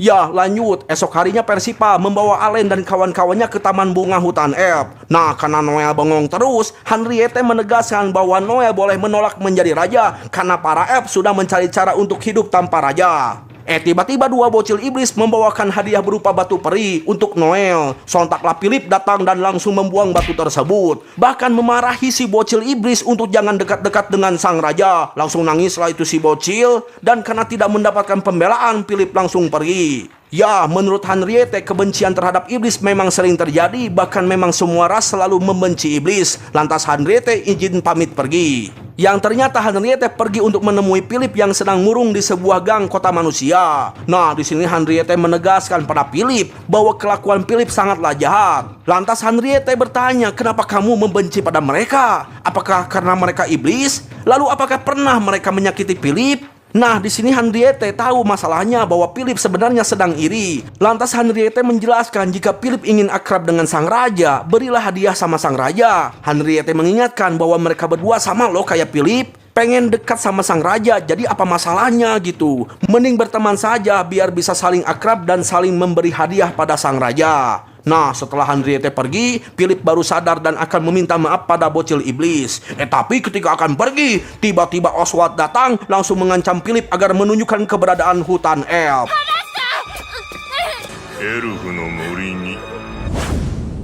Kembali pada Allen dan kawan-kawan. Di sini semuanya sangat senang karena dijamu dengan makanan-makanan enak. Tapi Noel malah bengong tuh karena masih bingung belum siap menjadi raja. Ya, kata Allen mah mending biarin saja gitu ya, karena keputusan ada di tangan dia. Dan yang penting saat ini, mari kita makan. Nah, singkat cerita setelah makan, Henriette pamit pergi mau mencari orang yang hilang alias Philip, sekalian mau mengecek rumahnya. Jelas di sini Allen dan kawan-kawan agak panik gitu ya, dan berharap tidak terjadi apa-apa. Nah, setelah berkeliling, Allen begitu senang dengan hutan ini yang begitu bebas. Tapi menurut Mylen, para elf di sini itu cuman pengangguran loh. Sontaklah Lise penasaran apakah di sini ada sistem pekerjaan. Percival bilang tidak ada, karena para elf bukanlah tipikal pekerja keras. Meski begitu, bagi para elf soal makan tuh adalah perihal yang instan, yang dimana hutan ini selalu memberikan apapun yang mereka mau. Contohnya apel ini yang tiba-tiba berjatuhan ketika diminta. Anjay, mau dong. Ya, intinya ras elf dan hutan ini sudah menyatu. Lebih jelasnya, elf adalah bagian dari hutan dan hutan ini bagian dari elf. Dan elf terlahir di sini, mati pun juga di sini. Lantas Percival menawarkan Noel untuk hidup di hutan ini. Tiba-tiba Allen ingin tinggal di sini karena menurutnya inilah tempat yang ia cari, penuh kebebasan dan damai. Tapi menurut Percival, jika ingin tinggal di sini, Allen harus diakui sebagai bagian dari elf. Namun untuk melakukan itu Percival pun tidak tahu. Yang pastinya diakui atau tidak tergantung hutan ini. Lalu bagaimana dengan para iblis? Kenapa mereka tinggal di sini? Percival menjelaskan bahwa mereka itu hanyalah titipan alias tinggal sementara waktu sekitar 100 tahun. Jelas kagetlah itu si Lise karena baginya itu seumur hidup. Waduh. Nah, disinilah Allen ingin tinggal sementara waktu di sini. Jelas boleh lah. Tiba-tiba angin berhembus, pohon-pohon bergoyang, memberitahu pada Percival bahwa ada sosok asing yang datang ke hutan ini. Alhasil Percival pamit pergi untuk mengecek siapa yang datang. Sementara Allen dan kawan-kawan disuruh kembali ke rumah elf untuk beristirahat.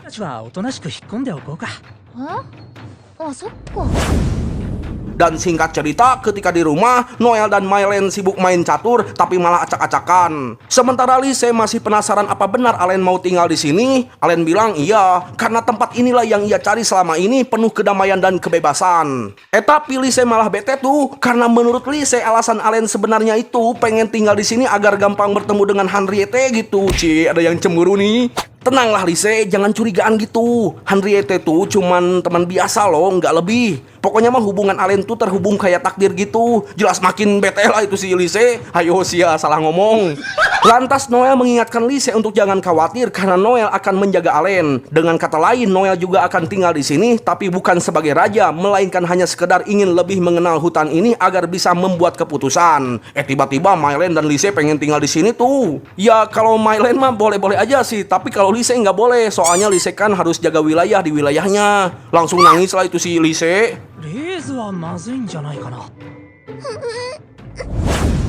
Sementara itu di sisi lain, Henriette dikejutkan dengan Lisette yang tiba-tiba bertamu ke rumahnya. Ya, di sini Lisette membicarakan soal pembunuhan sang kaisar, dan di sini Henriette akan diinterogasi karena mengetahui tentang pembunuhan tersebut. Bahkan Henriette diketahui telah menyembunyikan buronan di rumahnya. Dan benar saja saat ini para pasukan mengobrak-abrik seluruh kamar di rumah ini. Ya, di sini Henriette tetap santuy memberikan alibi lain. Namun sayangnya di sini Lisette tahu tentang hutan elf. Jelas di sini Henriette jadi panik karena Lisette akan pergi ke sana.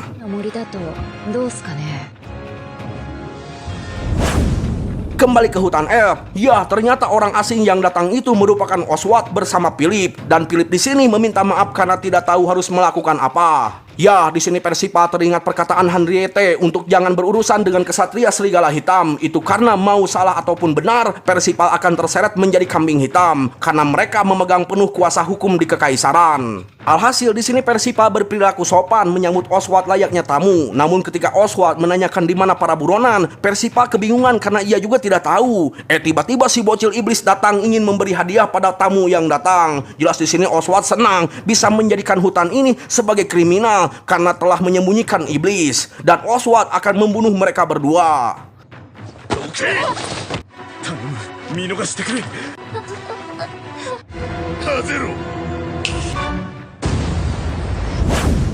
Di sisi lain, Noel merasakan sesuatu dari batu peri. Seakan-akan batu peri tersebut memberitahu bahwa si bocil sedang membutuhkan bantuan. Sontaklah Noel langsung bergegas menuju lokasi kejadian. Namun di sini Allen malah ngahuleng karena teringat masa lalunya, yang dimana ketika dirinya menjadi pahlawan, Allen selalu menolong orang-orang dari serangan iblis termasuk bocil ini. Namun yang didapat malah kekosongan alias balik dihina dan ditakuti. Maka dari itu, Allen saat ini tidak perlu melakukan apapun karena dirinya sudah bukan pahlawan lagi. Lalu ketika Lisa mencoba menyadarkan Allen, jadinya Allen tetap pergi dengan alasan tidak mau membiarkan Noel dan Marlene dalam bahaya. Lebih jelasnya, Allen akan membantu demi teman. Ya, untungnya para bocil iblis masih selamat dilindungi sihir pelindung Persipa. Sontaklah Persipa menyuruh si bocil iblis untuk berlindung. Tapi Oswald kembali menyerang dengan sihir yang memantul dari pohon belakang.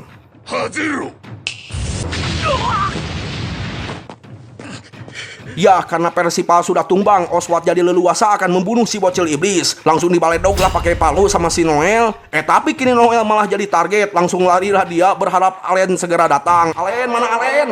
Lantas Persipa kembali bangkit menciptakan sebuah pedang langsung menyerang Oswald. Namun sayang Persipa malah balik ditendang hingga 7 ralit. Dan ketika Persipa akan dibunuh, lagi-lagi Allen datang di waktu yang tepat. Ya, Allen di sini menegaskan bahwa pertarungan ini akan berakhir dengan cepat karena Oswald telah mengganggu kedamaian di sini. Dan benar saja ketika Oswald akan menyerang, serangannya itu sudah tidak aktif. Alhasil Oswald akan menyerang Noel. Sontaklah Allen langsung memutus jaringan serangan Oswald. Jelas di sini Oswald panik karena serangannya tidak ada yang berguna. Alhasil Oswald memilih bertarung dengan pedang. Namun sayangnya kecepatan Allen terlalu cepat hingga membuat Oswald langsung tumbang. Singkat cerita, kini para bocil sedang disembuhkan dengan sihir heal, sedangkan Oswald pingsan tak sadarkan diri. Nah, di sini Allen bersyukur Henriette tidak melihat kejadian ini. Kalau ada dia pasti bakal emosi gitu ya. Tiba-tiba Henriette muncul bikin kaget saja. Dan benar saja Henriette langsung marah-marah karena Allen lagi-lagi cari masalah dengan kekaisaran. Tapi untungnya di sini Henriette bersikap tenang karena ia akan mengurus semuanya. Bahkan kini Allen telah bebas dan boleh keluar dari kekaisaran ini karena benteng sudah dibuka. Ya, meski hal tersebut adalah kabar gembira, namun di sini Allen tetap merasa ada yang aneh.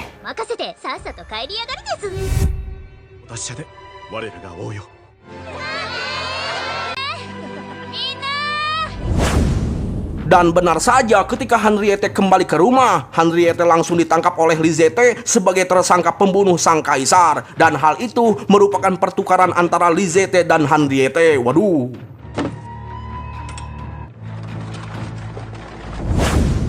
Sementara itu Allen dan kawan-kawan sudah bersiap untuk pulang. Tapi ketika akan berangkat, tiba-tiba ada seseorang meminta bantuan. Katanya mah tolong selamatkan sang kakak. Namun di sini Allen tidak mau lagi berurusan dengan kekaisaran. Tapi ketika orang itu memperkenalkan diri bernama Curtis, adik dari Henriette, Allen jadi berubah pikiran dan akan menyelamatkannya. Alhasil kini Curtis menjelaskan bahwa Henriette telah ditahan oleh kesatria serigala hitam atas tuduhan telah membunuh sang kaisar. Dan saat ini Henriette sedang dibawa menuju ibu kota untuk diadili. Jelas para ciwi terkejut karena Henriette takkan mungkin melakukan itu. Maka dari itu para ciwi sangat geram ingin membuktikan bahwa Henriette tidak bersalah. Tapi menurut Curtis hal itu pasti sulit. Itu karena meski ada bukti pun kesatria hitam tetap akan menahannya. Lantas Curtis menjelaskan bahwa sebenarnya Henriette merupakan orang yang cerdas dan pintar. Maka dari itu banyak bangsawan yang membencinya karena Henriette terlalu pintar. Lebih jelasnya Henriette terlalu berani mengobrak-abrik ide dan prinsip kekaisaran. Dan sayangnya di sini Curtis maupun Henriette tidak punya orang dalam. Maka dari itu akan sangat sulit untuk melawan hukum dari serigala hitam. Tapi tiba-tiba Lise teringat perkataan Henriette bahwa dirinya merupakan anak satu-satunya dari keluarganya. Dengan kata lain, Henriette tidak memiliki adik. Nah, di sini Allen meminta waktu sebentar untuk berpikir dan memutuskan mau membantu atau tidak. 大切な姉さんだから。なるほどね。 Singkat cerita, kini Allen berbicara dengan kawan-kawannya di luar. Pikiran Allen dan Lise nampaknya sama, karena setahu mereka Henriette tidak memiliki adik. Lantas siapa Curtis? Apakah ini adalah jebakan? Tapi menurut Allen, Henriette memang benar sedang dibawa ke ibu kota, karena dirinya sudah melihat keberadaan Henriette dengan mata saktinya. Ya, meski ini jebakan atau bukan, Allen tetap tidak akan tinggal diam. Lebih jelasnya, Allen akan melakukan sesuatu, karena Allen adalah sang MC kita yang terlalu overpower. Harau! Sementara itu di sisi lain kita diperlihatkan situasi Henriette yang sedang dibawa ke ibu kota menggunakan sebuah kereta tahanan dan dijaga ketat oleh Lisette, bahkan diborgol bagian kaki dan tangannya. Waduh, kayaknya Henriette ini dikenal hebat deh. Soalnya masa Ciwi diborgol seperti itu? Ya, di sini Lisette cuman menegaskan bahwa dirinya tidak akan membiarkan tahanannya kabur, karena jika begitu maka kepala Lisette lah yang akan menggelinding. Nah, di sini Henriette cuman mengingatkan bahwa Lisette harus menepati janji. Lebih jelasnya, jangan lakukan apapun terhadap Allen dan kawan-kawannya. Dan jika Lisette mengingkari janjinya, maka Henriette takkan segan-segan akan membunuh Lisette. Kembali pada Allen. Nah, karena Allen sudah memutuskan akan membantu Curtis untuk menyelamatkan Henriette, Curtis sudah mempersiapkan sebuah kereta dan satu ajudannya sebagai kusir kuda. Noel yang ketakutan meminta Allen untuk melindungi semuanya bila terjadi sesuatu. Waduh, tenang para ciwi, selama ada Allen semuanya akan jadi aman. Dan singkat cerita, mereka semua pun langsung berangkat. Di dalam kereta, karena terlihat Noel berbisik pada Lise, Curtis khawatir bertanya kenapa. Sontaklah Allen langsung to the point bertanya apa benar Curtis adiknya Henriette. Karena setahunya Henriette tidak punya adik. Jelas bete lah itu para ciwi. Duh, si Allen ini jujur amat sih. Tapi tenang, lebih baik jujur dan bertanya langsung agar bisa mendapatkan jawaban pasti. Soalnya kalau ngomong dari belakang terus, mana kita tahu kepastiannya bro, bener gak sih? Bener bang, daripada ngomongin dari belakang mending ngomong langsung di depan bebenguknya bang. Dan benar saja, kini Curtis menjelaskan bahwa dirinya sadar pasti akan dicurigai. Lantas Curtis bercerita bahwa dirinya adalah keponakan Henriette. Namun Henriette sudah dianggap sebagai kakaknya. Tuh kan? Nah, di sini Curtis bercerita bahwa dirinya adalah anak yang cupu, tidak memiliki kemampuan apapun, sehingga dirinya selalu dikucilkan di mata bangsawan lain. Dan orang yang mau menemaninya cuma satu, yaitu Henriette. Maka dari itu Curtis selalu mengaguminya, bahkan menganggap Henriette sebagai kakak kandungnya. Namun sayangnya orang tua Curtis melarang, bahkan disuruh untuk menjauhi Henriette. Karena seperti yang kita ketahui, Henriette terlalu cerdas, banyak dibenci oleh orang lain.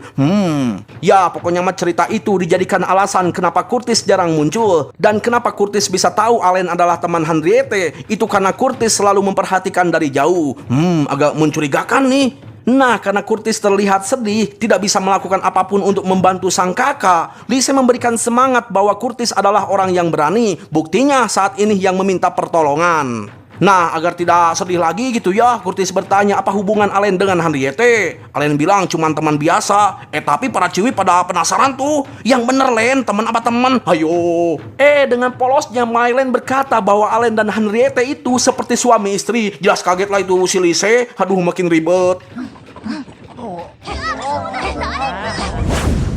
Ya, lanjut. Malam harinya di sisi lain, rombongan Lisette beristirahat di suatu tempat karena perjalanan masih jauh. Dan di sini Henriette tetap dijaga ketat oleh Lisette. Nah, di sini Henriette penasaran apa yang terjadi selanjutnya pada Oswald yang telah mengobrak-abrik kediaman orang lain. Apakah dia dihukum mati atau sekedar dihukum bebersih WC? Lisette bilang itu informasi rahasia, tapi yang pastinya Oswald telah dibebaskan dari hukuman. Anjay, kok bisa sih? Apakah Oswald adalah anak pejabat? Hei bang, jaga ucapan bang. Maaf, cuman bercanda. Ya, intinya di sini, Henriette yang telah ditangkap sebagai tuduhan pembunuh sang kaisar menjadi bayaran yang sesuai agar Oswald dibebaskan dari hukumannya. Oh, begitu teman-teman. Ya, meski hukum di kekaisaran ini memang ebleg, Henriette tetap bersyukur dan merasa senang karena semua ini demi Allen agar dia tetap baik-baik saja.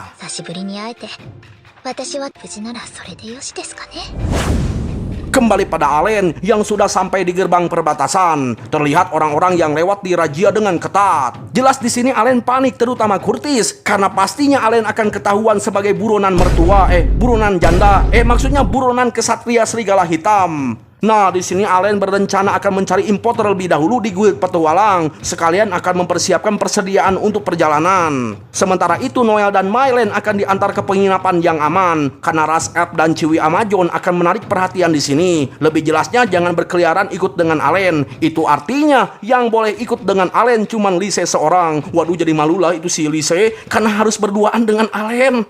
Dan singkat cerita, Lise terlihat senang bisa berduaan dengan Allen. Cie, sampai salting loh, nunjukin jalan yang nggak bener, jadi malulah dia.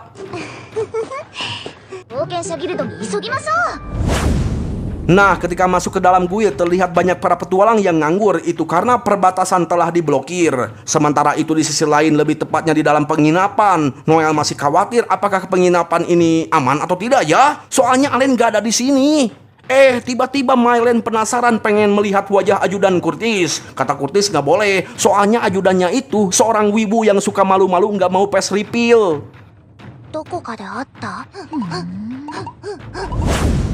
Ya, kembali pada Allen yang masih mencari info bagaimana cara keluar dari kota ini dengan aman. Namun sayang, para petualang di sini tidak tahu karena mereka sendiri pun sangat kesusahan. Lalu tak lama kemudian tiba-tiba muncul pasukan serigala hitam. Ya, di sini pasukan tersebut sedang mencari info keberadaan rombongan berjumlah 6 orang alias rombongan Allen. Barang siapa yang menyembunyikan mereka akan ditebas dengan bedog sakti isi hodam siluman gagang panto. Tapi para petualang tidak peduli karena nggak ada gunanya membantu kekaisaran yang busuk dalam hukum. Sontaklah si Ksatria memberikan sejumlah uang 100 koin emas. Jelas mata mereka langsung terpelongo dan langsung memberitahu bahwa ada 2 orang asing berada di sini. Dan untungnya Allen sudah kabur. Sontaklah si Ksatria ini langsung mengejar Allen. Namun sayang Allen sudah jauh dan ia tidak sengaja menubruk seorang bocil. Tapi anehnya di sini, si Ksatria ini baik loh, mau menolong si bocil yang ketubruk. Ya, alhasil kini Allen sudah aman. Tapi tiba-tiba lokasi penginapan Noel dan Mylen hancur meledak. Dan sungguh tidak disangka ketika dicek, Noel dan Mylen sedang digiwing oleh Oswald. 遅かったじゃねえか。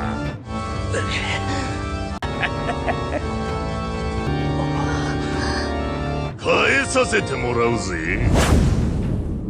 Ya, di sini Lise begitu panik, apalagi saat ini Curtis sedang sekarat tertindih puing-puing, sedangkan Mylen dan Noel akan segera dibunuh. Ya, bagi Allen yang terlalu overpower ini tuh mudah. Lantas Allen bertanya mau membunuh mereka berdua atau dipenggal sama Allen. Namun sayang itu tidak ada jawabannya, karena dalam sekejap Allen langsung memotong lengan Oswald. Ya, meski sakit, tapi di sini Oswald malah ketawa. Ternyata Oswald sangat pede akan menang, yang dimana saat ini semua orang sudah terkena benang peledak, yang dimana jika Oswald mengaktifkannya, semuanya akan mati. Lantas apakah Allen akan panik? Tentu tidak lah bro, Allen ini terlalu overpower, nggak ada celah untuk kalah. Namun selintas Allen jadi teringat lagi kenangan saat menjadi pahlawan, yang dimana ketika ia menyelamatkan si bocil, dirinya malah dihina balik. Tapi meski begitu Allen tetap tidak bisa membiarkan orang-orang mati. Sontaklah Allen memakai mata saktinya, menciptakan kecepatan yang sangat cepat melebihi angin gelembung, sehingga dalam sekejap seluruh benang langsung terputus.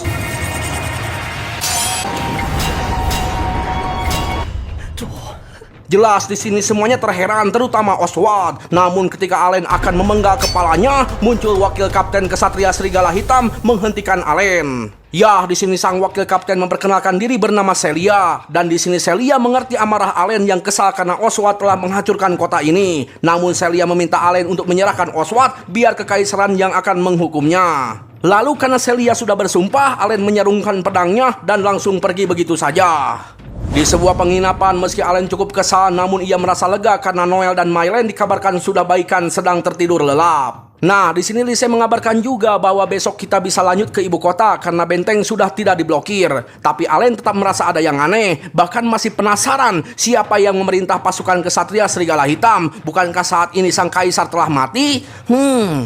Di sisi lain kita diperlihatkan Celia yang sedang berbincang dengan Lizette menggunakan sebuah batu isi hodam yang bisa berbicara jarak jauh. Ya, di sini Celia bertanya kenapa pemblokiran tiba-tiba dibuka. Namun sayang Celia tidak diberitahu karena perintah tersebut langsung dari atasan. Lantas Celia meminta izin untuk mengeksekusi si Oswald. Lizette bilang tidak usah, biarkan atasan yang akan melakukannya. Dan benar saja, tiba-tiba muncul bayangan hitam langsung melahap si Oswald.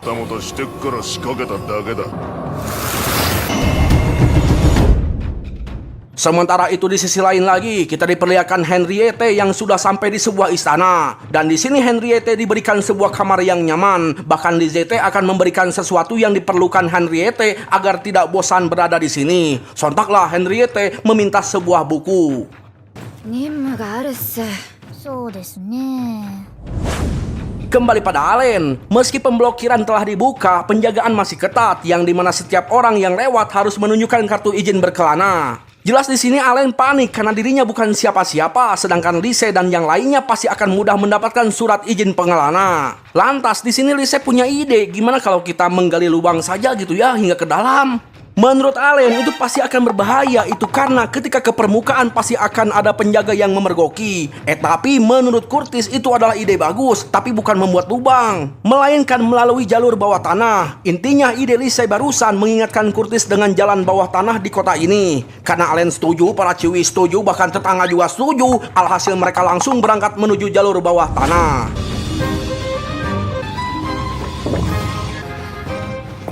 Nah, ternyata yang melalui jalur ini cuman Allen dan kawan-kawan, sedangkan Curtis lewat jalur biasa karena ia merupakan bangsawan. Lalu ketika masuk ke dalam awalnya aman-aman saja gitu ya. Namun tak lama kemudian muncul dua kesatria serigala hitam. Dan untungnya Mylen menggunakan skill kamuflase sehingga mereka semua aman tidak ketahuan.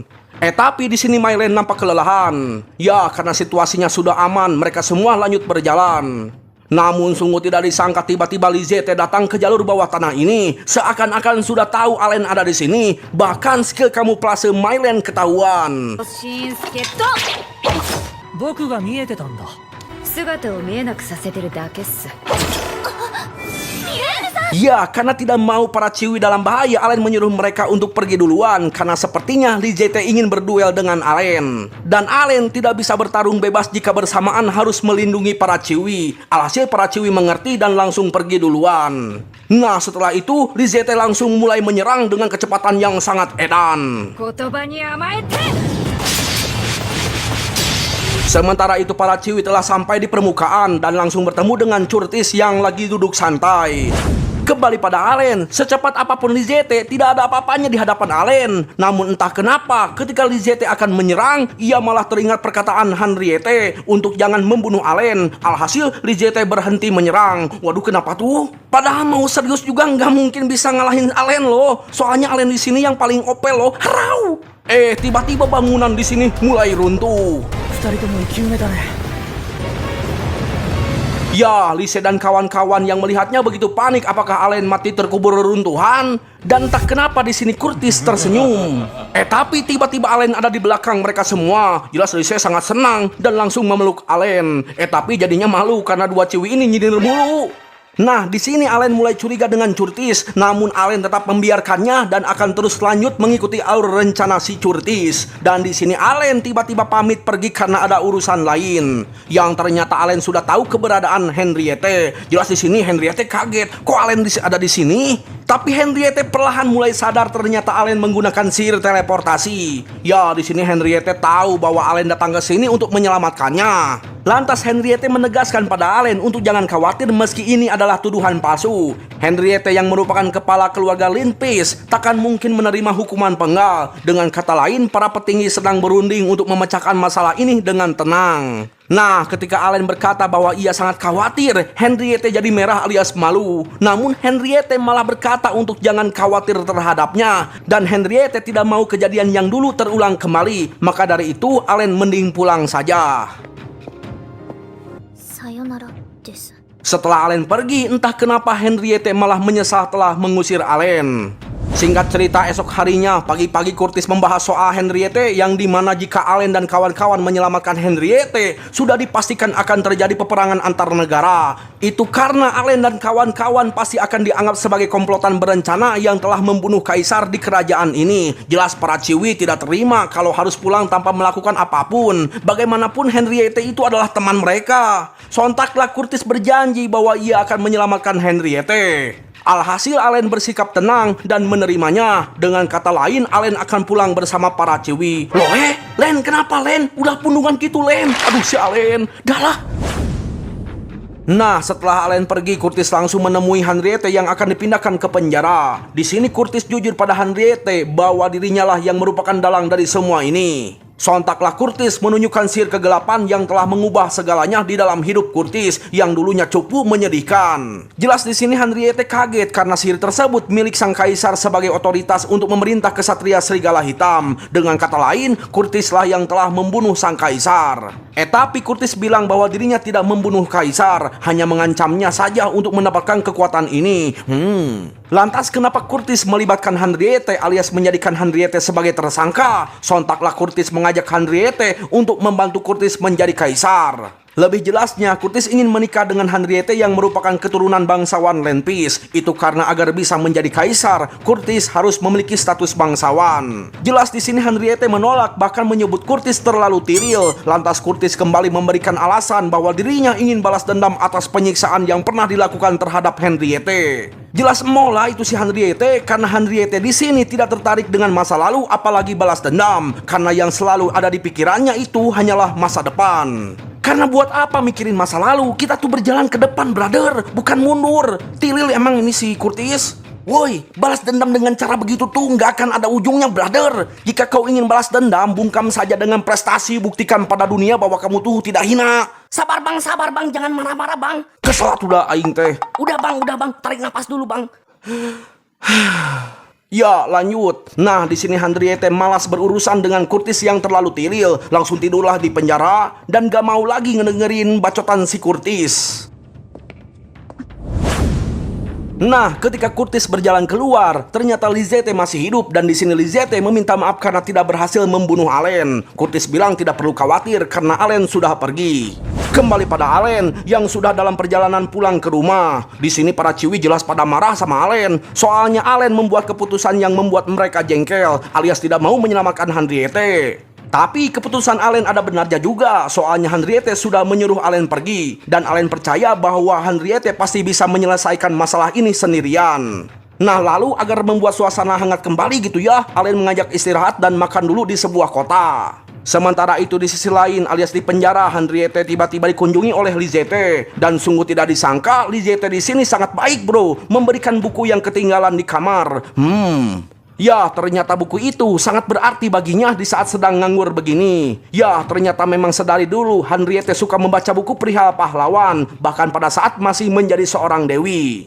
Intinya di sini Henriette agak-agak wibu gitu ya, pecinta kisah-kisah pahlawan. Itu karena menurutnya pahlawan adalah sosok yang sangat keren, selalu berjuang menyelamatkan orang-orang tanpa imbalan. Namun Henriette kesal karena nasib pahlawan selalu berakhir tragis. Maka dari itu, untuk mencegah hal itu terulang kembali, Henriette membimbing Allen pada saat menjadi pahlawan. Namun takdir tetaplah takdir, yang dimana Allen tetap saja berakhir dengan tragis. Dan hal itu membuat Henriette sangat sedih.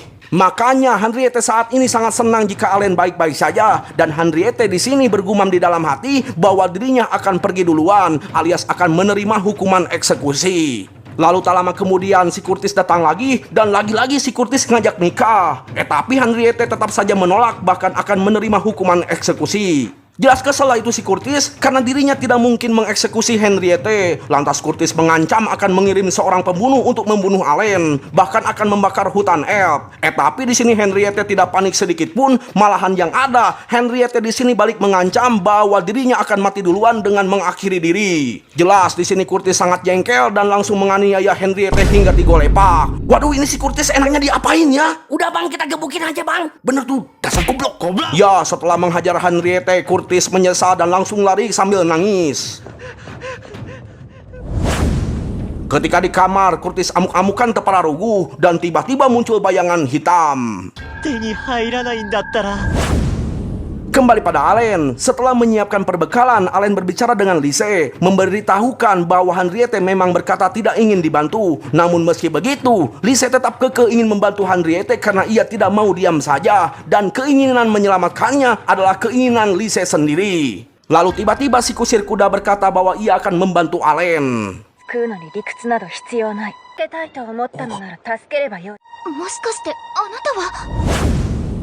Di sisi lain, lebih jelasnya di dalam penjara, si Curtis datang lagi. Duh, ini si Curtis maunya apa sih? Sampai maksa gitu loh. Makin jijik gue liatnya.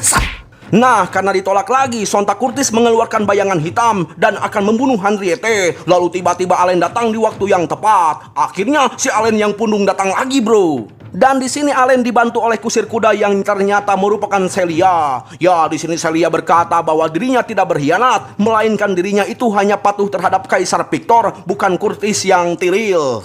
Nah, sebelum kita lanjut, kita diperlihatkan dulu sebentar kejadian Curtis sebelumnya, yang dimana ketika di kamar muncul bayangan hitam berupa iblis bertanduk kelinci. Dan karena Curtis ingin memiliki Henriette, si iblis menunjukkan kepala sang kaisar. Itu artinya yang membunuh kaisar adalah si iblis ini. Lalu si iblis menawarkan sebuah kekuatan untuk memutarbalikkan fakta. Lebih jelasnya, Curtis yang cupu akan auto menjadi kuat, langsung diberilah kekuatannya. Tapi tiba-tiba Curtis hilang akal dan langsung membunuh si iblis. Alhasil si iblis kini lenyap dan menyatu dengan Curtis. Kembali pada saat ini, di sini Curtis begitu pede akan mengalahkan Allen, langsung mengeluarkan energi kegelapan yang sangat edan.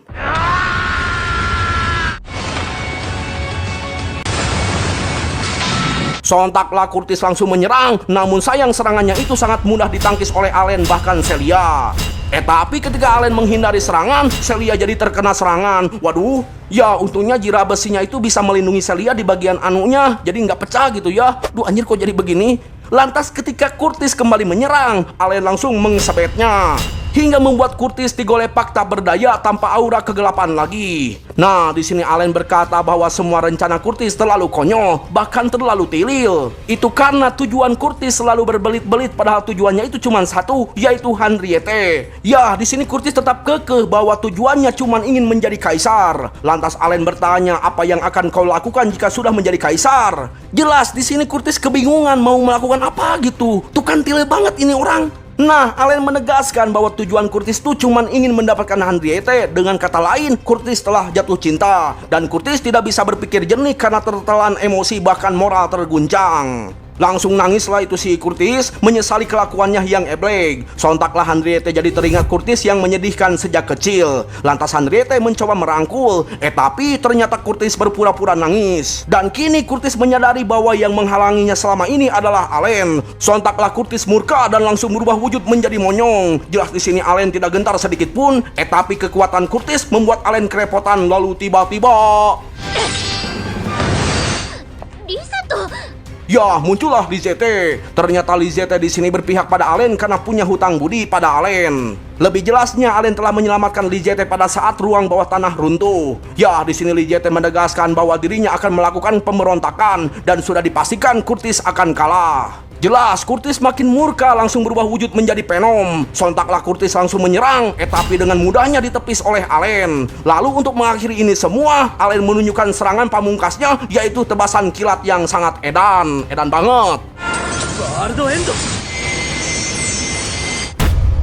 Ya, di sini Allen merasuki ruang bawah sadar milik Curtis, lalu berbincang dengan Curtis. Curtis bertanya, siapa Allen, kenapa bisa memiliki kekuatan yang sangat kuat? Allen menjawab bahwa dirinya hanyalah orang buangan dari keluarganya sendiri. Lantas Curtis kembali bertanya, kenapa Allen tidak berusaha menjadi sesuatu padahal Allen memiliki kekuatan yang hebat? Allen kembali menjawab bahwa kekuatannya itu memang bisa memegang kendali dunia ini, namun itu percuma karena pastinya akan ada orang yang merusaknya. Dan di sini Allen juga tidak memiliki niatan untuk menguasai dunia ini. Lebih jelasnya, Allen hanya ingin hidup damai dan tentram. Nah, di sini Curtis berandai-andai jika memiliki kekuatan seperti Allen, pasti dirinya akan senang karena orang-orang akan mengakui kehadiran Curtis dan tidak akan ada lagi orang yang mengejek. Sontaklah Allen menjelaskan bahwa memiliki kekuatan ini tidak seenak yang dibayangkan. Setelah itu Curtis menghilang dan lenyap. Nah, di sini Henriette sangat berterima kasih karena Allen datang menyelamatkan. Namun Henriette ujung-ujungnya malah marah karena Allen selalu saja mencampuri urusan orang lain. Sontaklah Lisette menyarankan Allen dan Henriette untuk segera kabur dari kekaisaran ini sebelum masalah jadi semakin rumit. Lantas Allen mengajak Henriette untuk pergi bersama. Jelas Henriette di sini tidak bisa berkata-kata alias sangat senang bisa berakhir bahagia. Ya, cerita pun ditutup dengan kisah Curtis yang bekerja sama dengan iblis untuk membunuh kaisar, terkubur dalam kegelapan. Dan Henriette dirumorkan telah dieksekusi karena tuduhan telah membunuh kaisar. Namun cerita yang sebenarnya Henriette masih hidup dan akan tetap bersama Allen bersama kawan-kawan. Ya, di sini Henriette masih penasaran kenapa Allen menyelamatkan dirinya. Bukankah Allen ingin hidup dengan damai? Allen pun menegaskan bahwa dirinya memang benar ingin hidup damai. Namun manusia tetaplah manusia yang tidak akan luput dari masalah. Dan alasan mengapa Allen menyelamatkan Henriette, Allen melakukan itu atas dasar keinginannya sendiri. 英雄さんです。 Ya, tamat. Waduh, ini anime cukup seru juga ya. Tapi jujur saja, anime ini memang tidak sebagus anime lain, bro. Tapi gue sangat berterima kasih pada orang yang telah membuat anime ini.